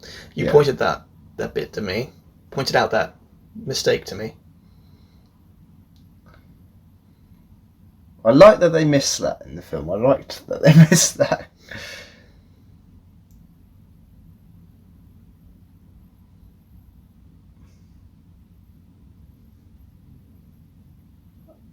I like the contrast they did between animation and puppets. Yeah. Animation here. Puppet. Even though you can notice sometimes, I mean, in this day and age where we get CGI that advances and advances, you can always tell when it's real and fake.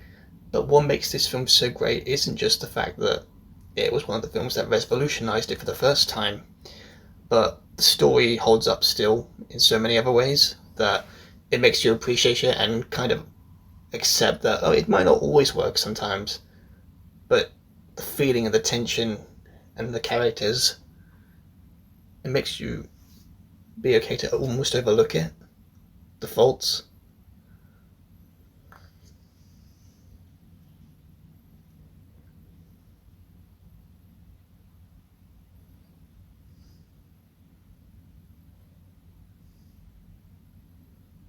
That's a loud bang. I'd just be paranoid, like putting my back against anything that makes a noise like that. Yeah.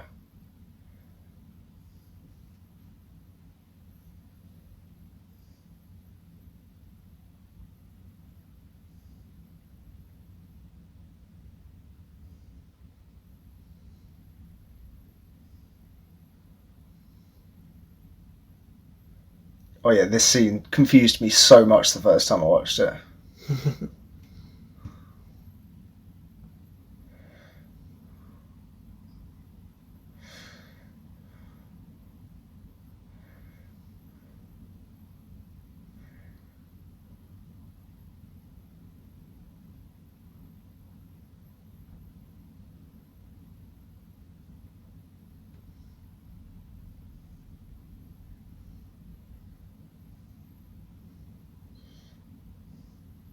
Not going to lie, I don't think a hobbling child would have had a chance. I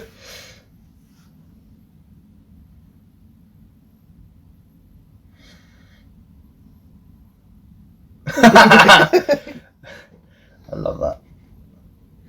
And put the key in for good measure. Isn't there two of them in there? There was, yeah. There we go. You sons of bitches. One's on ice, at least.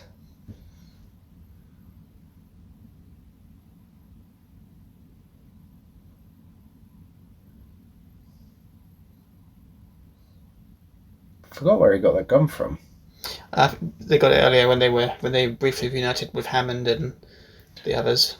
Yes. When they were talking about the open doors scene. Ooh.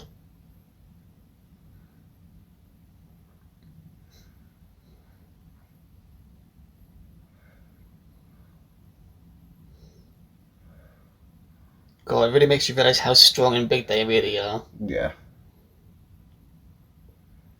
The kid's just losing his shit in the back.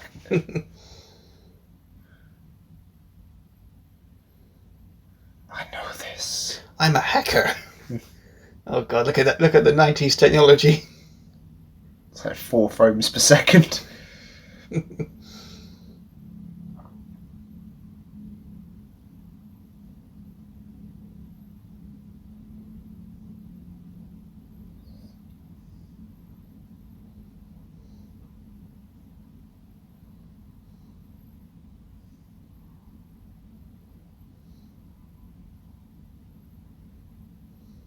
You can hear the little girl scream now, can't you?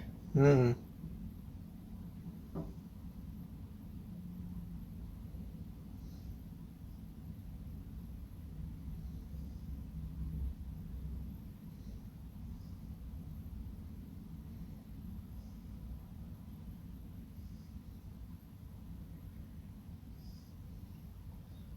Just in time.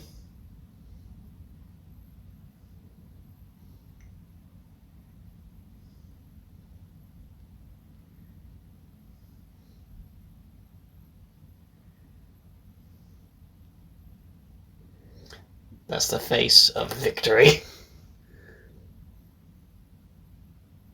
Those are the nipples of victory over there.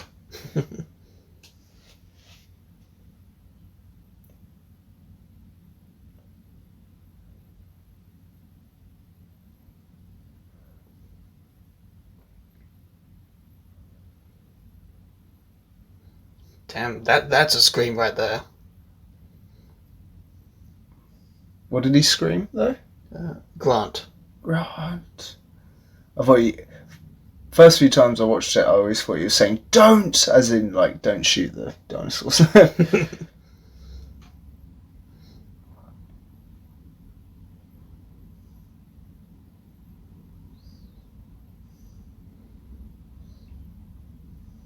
I think that's the DNA code written on it. Oh, really? Yeah. Ooh.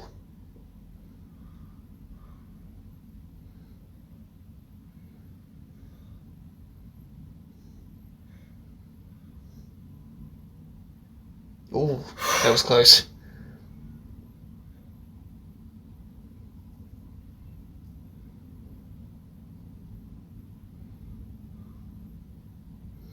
I wonder where you know it's a cliche to climb through air vents, but in real life a lot of air vents tend to not be that big. Yeah, events tend to be... I wonder where that trope began. Crawling through events, probably spy films and whatnot. Also, all the characters doing this. Every time I went to the London History Museum, I always thought, could I do that? If you want to get arrested, yeah. But yeah.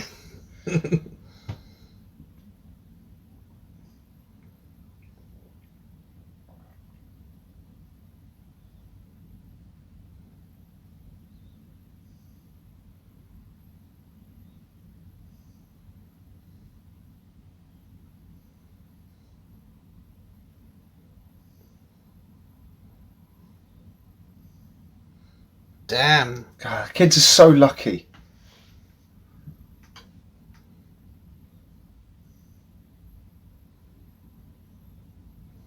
That's a good animatronic. Oh, so cool.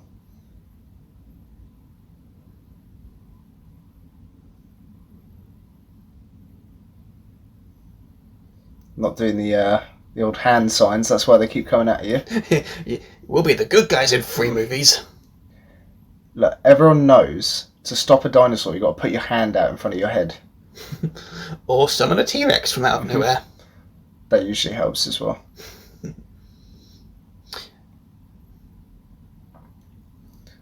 If velociraptors were so smart, they wouldn't have been eaten by the T-Rex. Everyone knows T-Rexes can't see you if you don't move.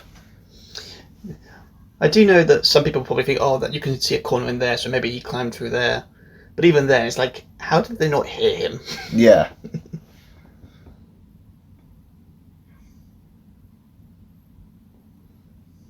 Smart man.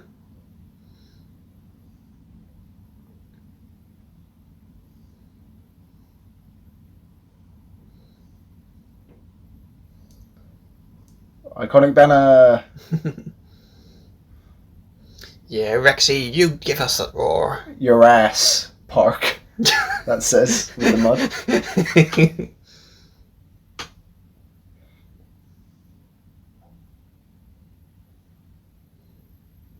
Nice contrast here from when they arrived. He was looking very hopeful and happy and optimistic, and now he's broken and upset. But he knows he has to do it.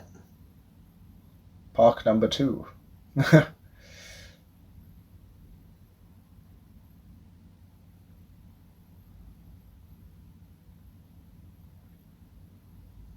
Pretty badass. They got that turned into a walking stick there. Mm. And I really just want to keep listening to this, but I just got to say this while it's still going. And I said this as well in the podcast episode, but this moment, watching it over and over again throughout my youth, and after seeing the journey that Grant went on, learning to appreciate kids, and based on this little reaction that we get here, where he looks at Ellie and then the kids, giving us the idea that, oh, maybe it's okay to have kids. Yeah. That, again, for me, it makes me feel like, yeah, I want to have a kid one day. And I will always think of this scene and that memory. Yeah, if he's learning to accept. And then they break up and don't have a kid. Ugh. Oh, god damn it. But even if that happened, you can't deny this is a beautiful way to end this movie.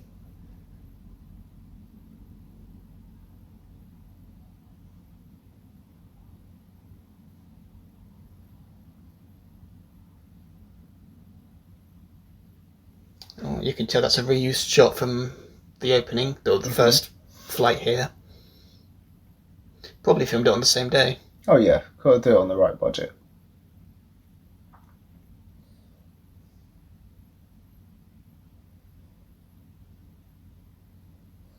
Wow. Even the font is iconic. And it was also co-written. The script was co-written by Michael Crichton himself too. So that's a good sign there.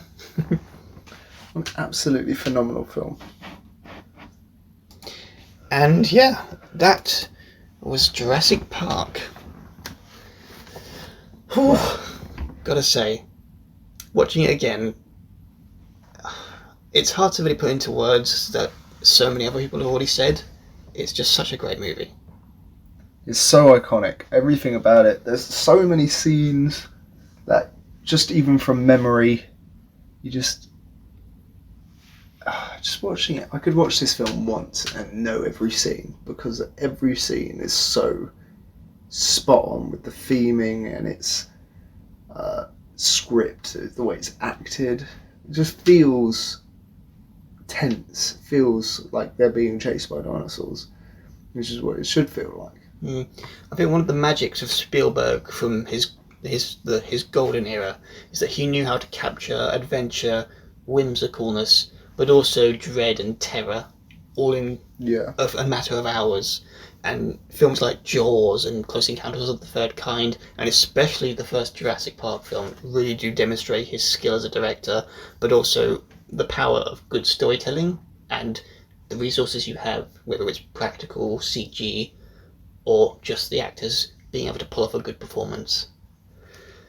And I've got to say, I'm really glad that this ended up being the last installment for our What's On series.